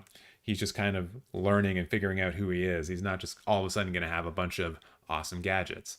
It's kind of like the low-tech version of what we see in Batman Begins, where he gets the tumbler, which is obviously like a tank. But in this Batman, I'm assuming that Bruce Wayne is thinking to himself, well, I can't just use a tank that my company made, because then people will know that it's me. Because they'll be like, oh, that's a Wayne Tech tank. Can't use that. So he's like, fuck it, I'll just soup up a Charger, and no one will know who I am. So I think that actually works like that. That leads me to believe that this version of Batman is more into being anonymous and keeping his identity safe, and he's more obsessive about keeping those two parts of his personality separate so that no one ever finds out who he really is. And yeah, overall, excited. The Batman was the best thing from DC Fandome, bar none. It was also, out of all the films that we saw, the one that we had the most substantial amount of new stuff from. Even with other films just getting like, and we'll talk about them because there's a few other articles to talk about here in relationship to Fandome. But with everything else, we got teases or we got concept art. And with the Batman, we got a full trailer that really shows us what this film is going to be all about. And I think what it's going to be all about is Batman being cool and just kicking people and doing investigation. I did mention this last week, and I'll just mention it now again, that I have heard that test screenings have been going on for the Batman, and it's like a 3-hour noir detective film, which is absolutely what I would love to see. Especially if it's a noir film that can like carry its pace like a film such as Zodiac can. Absolutely into that full on. See, we got Dory asking, TJ, are you a Zach Snyder fan? No. No, I am not. Many of the films that I've seen from him, I have not liked. I can go through them. And there are certain films of his that I have seen, or that I have just skipped over because I am not that big of a fan of his. His recent zombie movie, the only reason I saw that is because I kind of liked the Justice League, his cut of the Justice League. Anyways, so just go through this. Dawn of the Dead, I remember liking when I was, a teenager, because I was a teenager when it came out. Just barely. I think I was 19 at the time. 300 was definitely a cultural phenomenon when it came out, and I did watch that, and it's still probably his one film that holds up the best. Wasn't that big into Watchmen. Did not watch Legends of the Guardians, The Owls of Gaul. The hell? I didn't know he directed that. I have not seen Sucker Punch. I'm not a fan of Man of Steel. He didn't direct 300 Rise of an Empire, so I won't mention that. Batman vs. Superman, Dawn of Justice, excuse me. Not a fan of that either. His Justice League, the one that was released after Joss Whedon went around with it, that one's kind of not good. Honestly, I think Zack Snyder's Justice League is the only one that I really like. The only one that I would even consider going back to, because it was kind of just this big epic story, and I got into it. I did a live reaction to it on this channel when it came out. I think that was in the lead up to the Oscars, actually. And yeah, I just remember liking it. I was drunk. I was definitely drinking that night, so that could have affected it. But yeah. And then Army of the Dead was kind of like, what's the point of this? What are we doing here? So yeah, I'm not the biggest Zack Snyder fan. I think it's probably better to say that I'm not a Zack Snyder fan. But that's not to say that I wouldn't consider watching one of his films later on. It just depends on what he's making. So yeah, I think that's enough about Batman. Y'all can get in the chat, let me know what you thought about the Batman trailer. But I'm going to start talking about The Flash, which is also a Batman trailer, kind of. This article coming from Jeremy Mathai over at /film. The Flash teaser. Barry Allen meets a Batman from another world. And I can't even believe that I missed this when I was watching the trailer, but I totally missed that these are supposed to be different Flashes. I don't know how I missed that. I was really tired on Saturday. Goddamn Liverpool game had me getting up at 7:30 in the morning. Even though I get up at like 7:15 every day for this show. So hey, maybe I shouldn't be complaining. Warner Brothers has wasted no time at all turning DC Fandome into the place to be for superhero fans. Last year's event went over as well as could be expected under such trying circumstances, giving viewers at home an opportunity to recreate some of that Comic-Con magic at a time when the pandemic made such massive in-person events completely untenable. So talking about the Flash teaser specifically, The Flash hasn't had the smoothest development path over the years, on its way to becoming a reality, that's for sure. Originally teased back in 2016 during Batman vs. Superman with Ezra Miller's brief and some would say rather confusing appearance as Barry Allen, fans have been clamoring for the Speedster solo movie ever since, and doubly so after his scene-stealing moments throughout Zack Snyder's Justice League. Of course, referring to it as a solo movie might be a stretch in this particular instance. Borrowing from the popular Flashpoint comic storyline, The Flash appears set to follow the spiraling events that unfold as a result of Barry Allen attempting to go back in time and saving the life of his late mother. Though the film lost out on the previously excellent casting of Billy Crudup as Barry's father due to scheduling issues, Maribel Verdú will appear as his mother Nora, while Kiersey Clemons reprises her role as Barry's love interest Iris West. Of course, the headline-grabbing additions of Ben Affleck and Michael Keaton, as their two very different versions of Bruce Wayne/Batman, increase the novelty factor at play in The Flash, as DC attempts to catch up with the ongoing multiverse craze that arguably began with Into the Spider-Verse, and has since expanded to Marvel Sony's live-action Spider-Man and even Doctor Strange as well.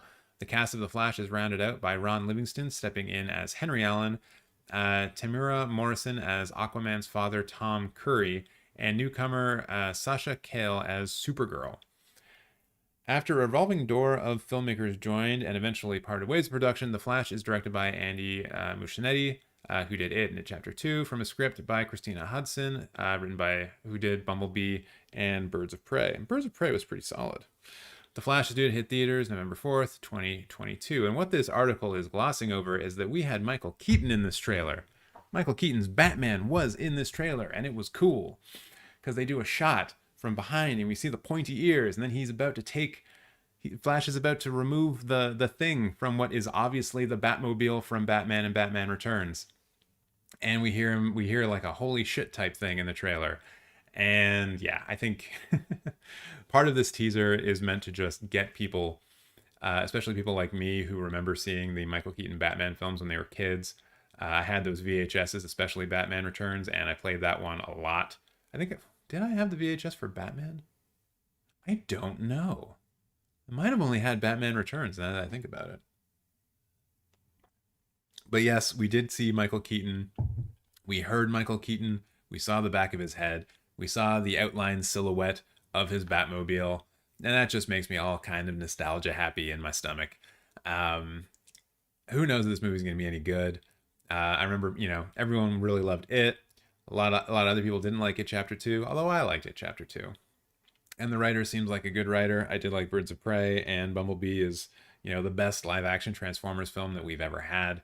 So there's a lot to indicate that this could be a decent film, at the very least. And from a nostalgia standpoint, from a curiosity standpoint, it has a lot going for it. Because how this links in and how this affects the DCEU going forward, especially since DC seems to be keen on both keeping their Snyderverse continuity going forward, but also still embracing the sort of multiverse type thing where people can just sort of drop in and do their own takes on characters and leave, kind of like what we saw with with the Joker film. That is not part of the Snyderverse, as far as I'm aware. The Batman is not part of the Snyderverse. But we're still getting the Flash. We're still getting Aquaman. We're still getting Black Adam, which I believe Black Adam is meant to be part of the Snyderverse as well. Also a chance that we'll get like another Superman film that will feature Henry Cavill. So there's a lot still going on inside the Snyderverse, but we're also still getting a lot of other stuff. And so with Flashpoint, it gives an opportunity to bring things together, smash them apart. Who knows what they're going to do, but it could be a flashpoint for setting up what the future of the DCU actually looks like, who's going to be involved in it, and how things are going to be interconnected, if at all. And honestly, I kind of hope things stay a little disjointed, because I think DC will benefit a lot from bringing in, say, like a Matt Reeves to do their take on Batman, or as they did with the Joker. And I mean, I did not like the film Joker, but it did make them a lot of money. And I think that's something that DC is not going to ignore. And yeah, I think I really hope that they still just allow people to come in and make their own version of these characters, because I think that way we're going to get something that can actually compete against Marvel. Because from a multiverse standpoint, DC has already kind of shit the bed in this regard, and they're kind of lucky to still be going, to be perfectly honest. After the flop that was Joss Whedon's Justice League, they're lucky. Like, they got lucky with Aquaman, and Wonder Woman doing well still keeps them going, still keeps them afloat. And of course, Wonder Woman 3 is coming as well, which was announced at DC at DC Fandome as well. So obviously, once again, more films in the Snyderverse are coming. But I really just hope that DC sticks with this, letting independent directors do their own takes on films that are not connected to a broader universe, because it just allows for a much broader range of storytelling and styles, which is something that comic books has always kind of embraced with the multi-creator format that they've used throughout the years. So yeah, fingers crossed on that one. Moving on to even more DC Fandome news, we had a behind-the-scenes look at Aquaman and the Lost Kingdom. And Jason Momoa looking like Jason Momoa and doing Jason Momoa stuff. So to quote the article by Angelique Jackson, coming to us from Variety, the King of Atlantis has officially returned, and star Jason Momoa wants Aquaman phones, hello, fans to know that the tides are changing. As part of the 2021 DC Fandome virtual celebration on Saturday, Momoa led fans behind the scenes of production on the superhero sequel. The sneak peek footage begins with Momoa driving onto set for the first day of production on July 17th. And yeah, the behind the scenes was mostly just James Wan and Jason Momoa talking about how excited they are, and they're going to be in for a treat and all this kind of stuff. DC is of course excited for this because the first Aquaman film did $1.4 billion at the worldwide box office. It was, as I said, a surprise for them. I don't think they were expecting the film to be their highest grossing DCEU film ever. But hey, it is. And we're also turning it up to 11 with the action and the fun, and it's full of heart and stuff like that. Also, what was funny about the teaser is that they showed pretty much everybody, and a lot of people who were involved in the film spoke to camera about their time there, but Amber Heard was shown like twice and was not heard from. So yeah, I feel like they're going to be downplaying her role in this film as much as they can, because I think her name is a bit toxic in Hollywood right now. Whew. The new footage is the biggest reveal since Momoa sent fans into a frenzy when he showed his new costume on social media, which looks great, posting 2 images of the upgraded armor with the caption, "Second round, new suit, more action." That other suit looks pretty sick too. But look at that. Look at that classic Aquaman. So that's basically what we got from Aquaman. Like I said, it was more of a behind-the-scenes look with some new footage, but we didn't really learn a lot of new information about it. And overall, I'm into it.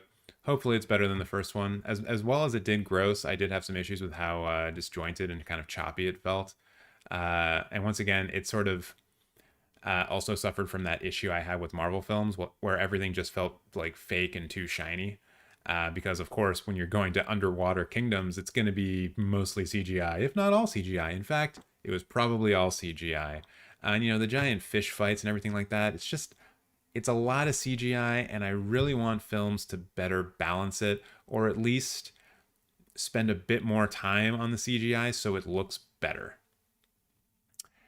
And they're not doing that yet because, of course, they need to, make films for as cheaply as possible, even though they are spending hundreds of millions of dollars on them, to meet very specific days for them to be released. And so the idea of doing something for longer to make it look better is very atypical for a lot of these studios and for these films. So then the thing that led off Fandome, which I think has gotten people maybe the most excited behind the Batman trailer, was the first look at Black Adam, which is Dwayne "The Rock" Johnson's a new character in the DCEU, and it's an anti-hero apparently. Dun dun dun. So we got a first look of him. And so this is coming to us from Adam B. Very over at Variety. And instead of getting a teaser, we actually got snippets from like the first kind of scene of the film where Black Adam is kind of discovered, I guess. There's a team of people being led, I think, by Pierce Brosnan. And they kind of find a tomb or something, which they activate, and then Black Adam shows up. And this was something that I mentioned during the live stream when it was going on. That I was doing on Saturday. I did stop it because I was just way too tired, and so apologies if you were watching that and I turned it off on you. But I do appreciate how in the DC films some of these characters seem to come from old places, where it seems like in Marvel, and once again this will be rectified with the Eternals, but with Marvel everyone's just kind of like new, and even though like Steve Rogers comes around in Captain America during World War II, he still feels new to me, I guess. And with the DCEU, we do get a lot of sort of history that we don't really know a lot about, but it's still there. Like Atlantis has been around for a long ass time, and it has a lot of history going back to it. Black Adam appears to be very similar because he's been trapped in this rune or this tomb or something like this, and it goes back a long, long time ago, judging by the hieroglyphics that are on the tomb. And so I appreciate the DCEU, and I should say, we also get this with Wonder Woman and the Amazonians, because they've obviously been around for a long, long time as well. It makes it seem like these people have been living in this world for a long, long time, as opposed to Marvel, where it seems like the world and the characters came about at the same time. Yeah, I hope I'm explaining that correctly, but that's how I kind of feel about DC. So let's just get into this a bit. Dwayne Johnson's Black Adam has finally come to life. After over a decade of development, fans finally got a first look at Black Adam, the feature film starring Johnson as the DC Comics antihero and sworn nemesis of Shazam. Johnson unveiled the teaser on Saturday to open DC Fandome, the virtual fan event designed to promote the vast ecosystem of entertainment based on DC Comics superheroes. Along with Johnson's character, Black Adam also focuses on the members of the Justice Society. Aldis Hodge as Hawkman, who can fly thanks to his special metal wings. Noah Centineo as Atom Smasher, who can control his molecules and thereby change his size, density, and strength. Quintessa Swindell as Cyclone, who can control the wind. And Pierce Brosnan as Dr. Fate, an archaeologist who becomes a powerful sorcerer while wearing the helmet of fate. Johnson started circling the roles of both Black Adam and Shazam as early as 2007, as the prospect of a feature adaptation bounced through various hands at Warner Brothers and New Line Cinema. By 2014, Johnson signed up to play Black Adam in a Shazam movie, but by 2017, the studio elected to spin off the character into his own franchise, with Zachary Levi headlining 2019's Shazam. This film, this universe, has been a gigantic passion project of mine for a very long time, Johnson said before introducing the first look at the film. The film has, without question, some of the biggest action sequences I've ever been a part of, which, for The Rock to say that, is something.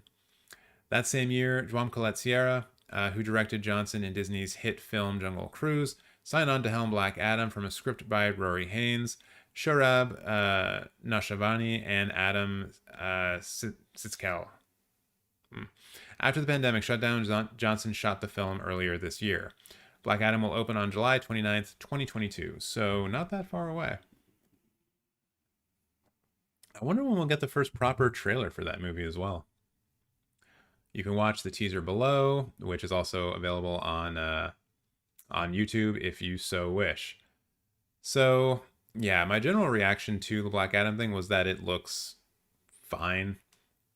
I think the I think it yeah, I think it looks okay. We'll have to wait and see. It does once again feel like it happens more in a real world than Marvel films do, so I like that about it. And you know, The Rock is great. Rock will be The Rock, and it will be actually nice to see him as an anti-hero because I can't really remember him being so villainous. Like maybe Fast and the Furious 5 was the last time we saw him as maybe an antagonist, maybe. But even then, it was more just he was trying to catch the F9 or the Fast and Furious crew, and then he became part of it basically.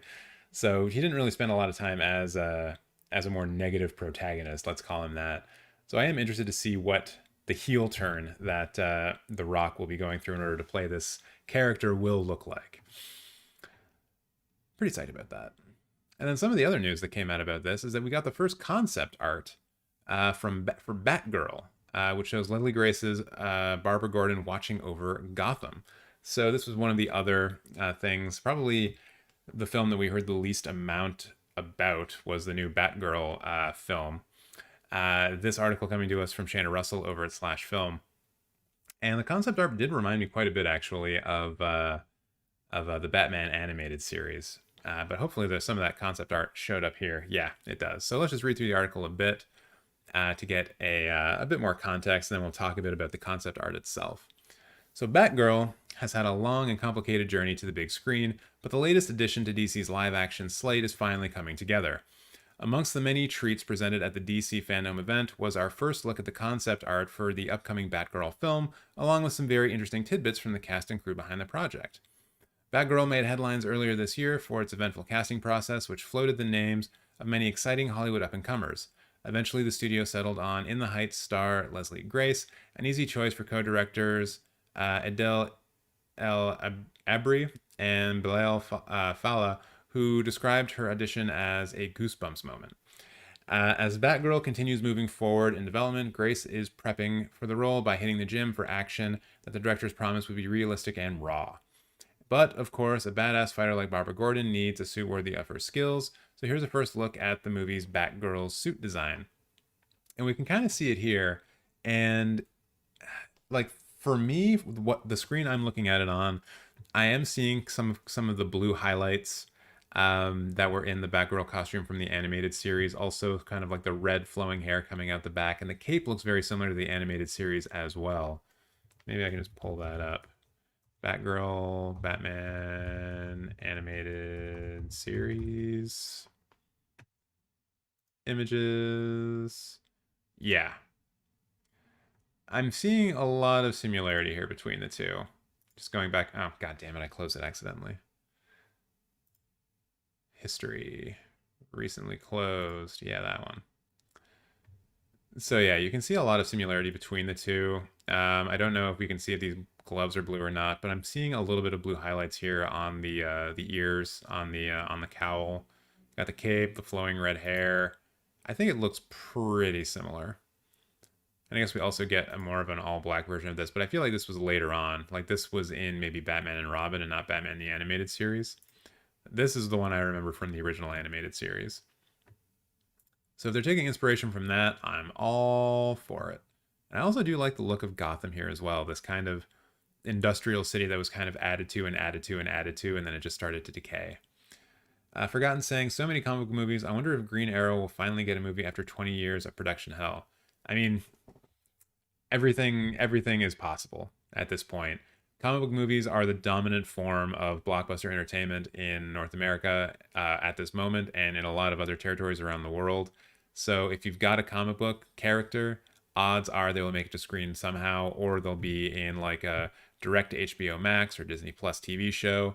Like Green Arrow will be something, of course, and of course, and actually with the Black Adam casting, something I didn't really talk about. It seems that DC is not really worried about being accused of their characters being too similar to Marvel's films or Marvel's characters. So they have Hawkman in their in the Black Adam film, and he's like very similar to Falcon, but they don't really seem to care. And then they were also talking about the guy who can basically become whatever size he wants, which is what Ant-Man can do. So the fact that there's like a Hawkeye in Marvel and Green Arrow in DC, I don't think that's something that DC is going to worry about, because they're obviously not worrying about it with some of these other characters. So yeah, I think it's all. I think any character that exists has a shot, especially if they have, say, had a series, a name series, run in the last 20 years or so. And people love Green Arrow. Green Arrow is one of those characters that people really enjoy in the DC comics, from what I remember. I think we probably will see a Green Lantern film before we see a Green Arrow film. And actually, a Green Lantern film might be the best place to debut Green Arrow, as I believe they've done team ups in the past. So yeah, everyone, everyone's gonna have a comic movie. I'm gonna be in a comic book movie one day, probably, maybe, we'll see. So while the suit, let's get back into the article. While the suit itself has yet to be completed, the concept art shows a version of Barbara Gordon donning the classic cowl and her signature red hair. According to the directors, both will make the final cut, and while Barbara will certainly be the character that comic fans know and love, she won't be without a few interesting differences. For one, she might be going down a much darker path. Dun dun dun. Although Batgirl has yet to begin production, news of the completed script was announced back in early August, which with details kept well under wraps since then. Part of the DC Fandome panel included screenwriter Christina Hodgson, who did Birds of Prey, sharing some important details about Barbara's journey through the film. She mentioned that this version of the character may be less law-abiding than others, and added, Barbara's discovering Batgirl for the first time, so she's getting to explore a duality she's already had in her personality. Grace hinted that this very duality is what makes the Batgirl so special, adding, she's also so capable of being strong and being determined and kicking butt. It's only a matter of time before we finally get to meet her, but a release date for Batgirl has yet to be announced. So there you have it. Batgirl coming soon, and might look like Batgirl from the Batman animated series, which I am all for. And she will be darker and edgier and more angsty, and she'll listen to My Chemical Romance, maybe, probably. So that, Cinephiles, is all I had for film news for this week. I'm now just going to switch over to the main view while I look and see if there's any other film news that I'd like to talk about. And if there's any film news that you would like me to address, please get into the chat and let me know, because I can't get to everything. So let's see here. What do we got? This isn't film news at all, but I was very surprised to learn that the Y the Last Man series was canceled after one season. I saw it all around Toronto, and I assumed that it was going to get a season 2 just because it's such a big show. But maybe it's a little too big for FX. Oh, there's something that we've talked about and kind of fits in with Halloween. Rob Zombie has shared what the MUNSTERS are going to look like in his film.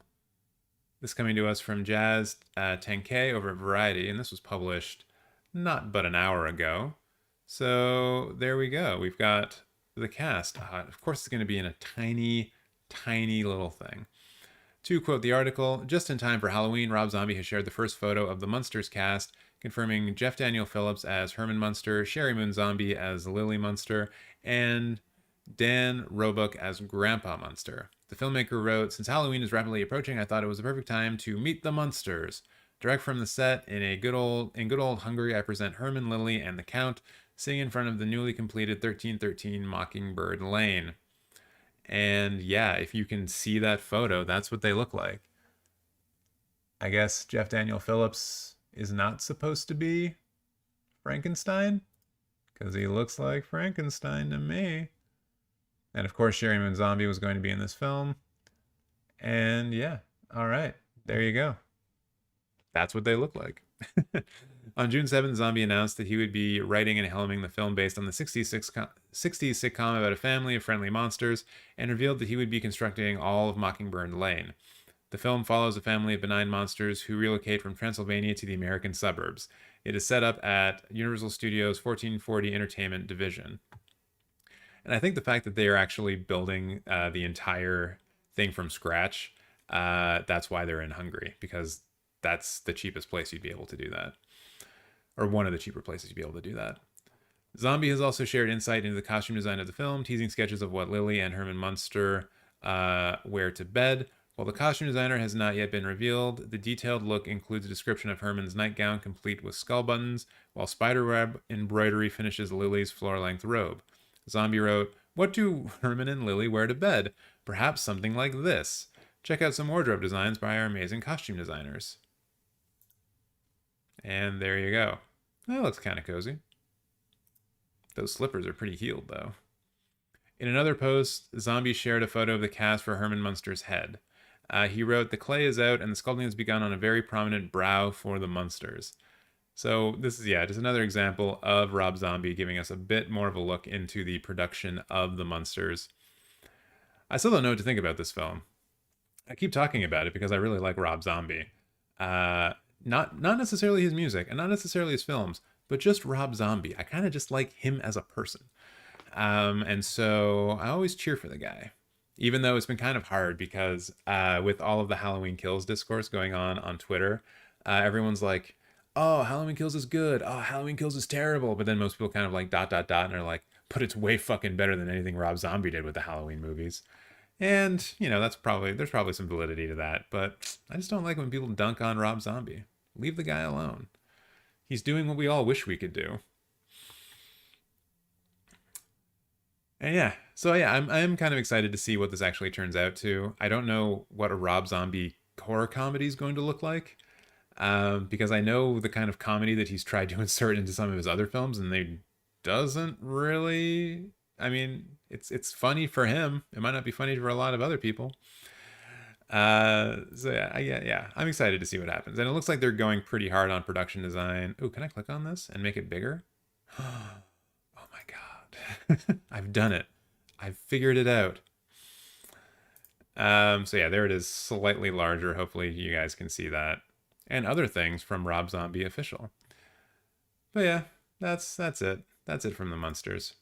We got Dory over here in the chat saying the Chinese propaganda film The Battle at Lake Changjin, which we talked about earlier, has made over $633 million at the box office, putting it ahead of Marvel Shang-Chi, which has global earnings of $402 million. We were talking about that earlier, about the international box office. Let's see if we can just take a look at international box office 2021. Let's see if we can get like a to-date kind of look at it. There we go. Boo, Box Office Mojo, but also probably the best site for looking at this. So the top two are two films from China, Hi Mom and The Battle of Lake Changjin. And this film is still in theaters in China, I'm pretty sure. So I think it's probably going to overtake Hi Mom. And then we have The Fast Saga, and then we have another Chinese film, Detective Chinatown 3. And then Godzilla, No Time to Die, Shang-Chi, Black Widow, Free Guy, Quiet Place. And I guess as we get further down, it's more and more American films. But the fact that of the top four, three of them are Chinese is really telling about how dominant the Chinese market is becoming. And it's not like there aren't other Chinese films in here. Like My Country, My Parents is in theaters right now. I could go see this today at one of the theaters in Toronto. Raging Fire, the film right below it, was in Toronto, and I kind of regret not going to see that when it was out. Chinese Doctors is another one. I think Cliff Walkers is another Chinese film, but I'm not sure about that. Yes, it is. See if we can go back to the full list. And there's a lot of other films here. Basically, if there's a film here that you don't recognize that's made like over $100 million, it's probably a Chinese film. The Writer's Odyssey might be one. Got Dury saying that Raging Fire was amazing. Yeah, I know. I should have gone to see it when I had the chance, but I'm sure it'll be on streaming at some point soon. And there you go. Oh my god. Evangelion 3.0 made $90 million at the box office? Really? Really? I am surprised by that. And old outgrossing Candyman is perhaps the biggest injustice I've seen on this entire list. What the fuck? Candyman is great and old was critically panned by everybody. That really annoys me. What was the budget of Candyman though? Did it make its money? Let's see. I'm very invested in Candyman, like, doing really well. Budget 25 million. So yeah, it made its money. It made triple money.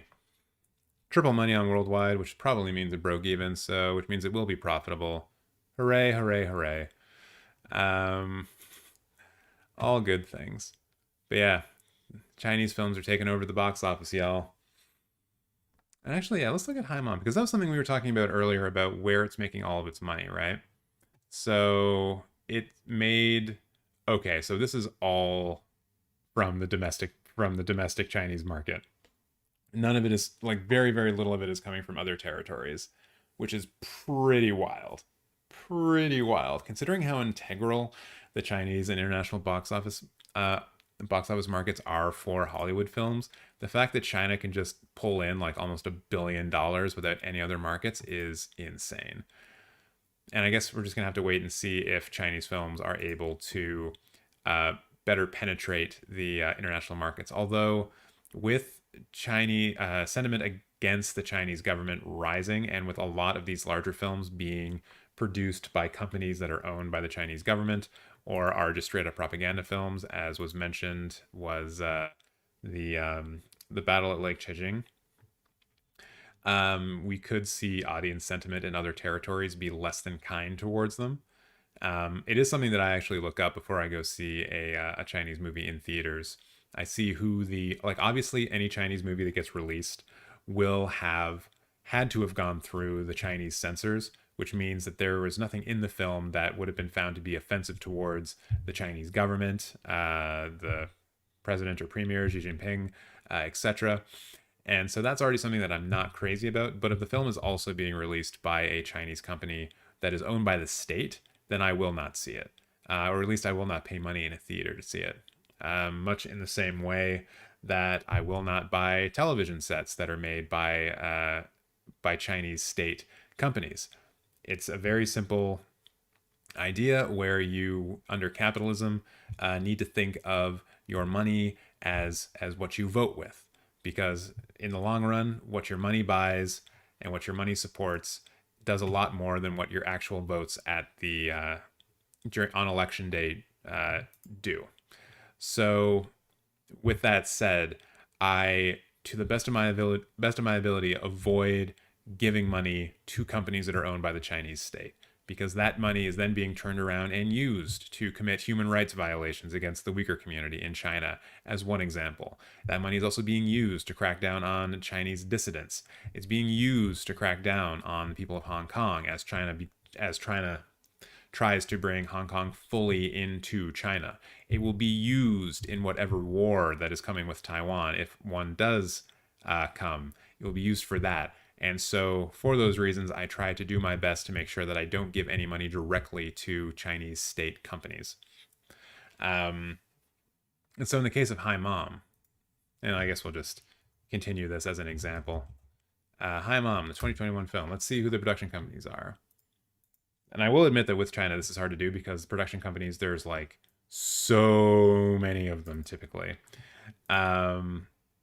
But we can just click on a couple of these and they'll tell us like who they're actually owned by, which is actually wild to me, because something when you look through on some of these films is that the products this is that it's an online movie ticket provider, but it's also helping pay for the film. So the American example being, imagine like, was it Fandango or like Movie Phone, like also producing movies. Yeah, we got Alibaba Pictures, which is owned by Alibaba Group, which is owned by, it's publicly traded. Okay, so in this case, based on those two ones, I probably would be okay with seeing this one, although I don't know any of these other ones. Beijing Cultural Tourism Company, that's probably state-owned, now that I'm reading that. China Film Co. Limited, I would imagine that's a state-owned company just by the name. So yeah, it's just something that I do personally. I'm not saying that anyone else should do it, but we do have to remember that in capitalism, what we buy, we are voting for that. We are saying that we support that thing, and we need to be conscious of what we are supporting when we make those purchasing decisions, or at least try to be. So yeah, that's my soapbox on that particular thing. So let's go back and see if there's any other breaking film news. And I would like to hear people's opinions about this as well. I don't want to say that my word is the last word on that. If you have a different opinion on it, or something else that you want to put forward in this conversation, happy to continue it. Because I know that what I'm talking about can be difficult to do, or some people just see it as being not useful, and I'm happy to have that conversation insofar as it relates to film. So let's go back over to the big old face view. Hey there. You're still looking handsome. And I'm talking to you, viewer, not to myself. Let's see. More stuff about Rob Zombie, which is just the same article about Rob Zombie.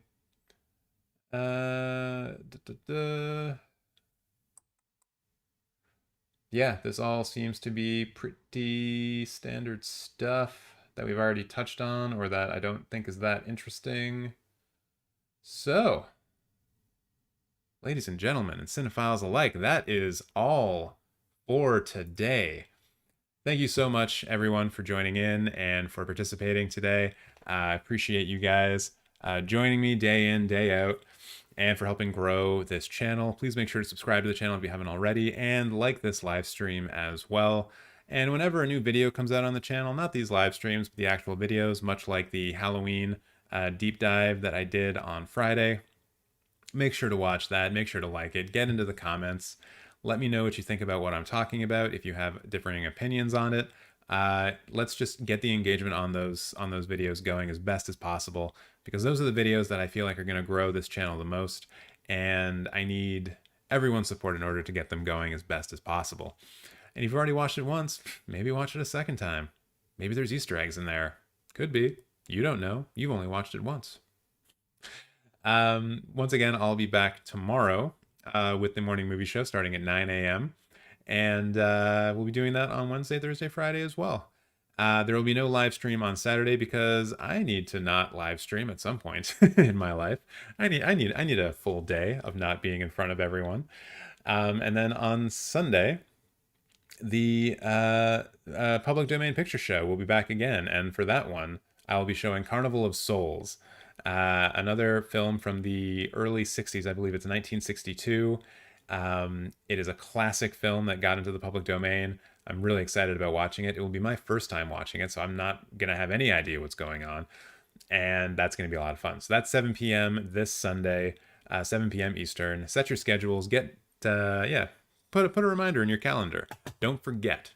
Forgetting is treason around here. Treason. I'm just kidding.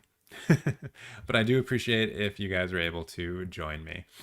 So I think that's it. I think that's all. Thank you again, everyone, for joining me today.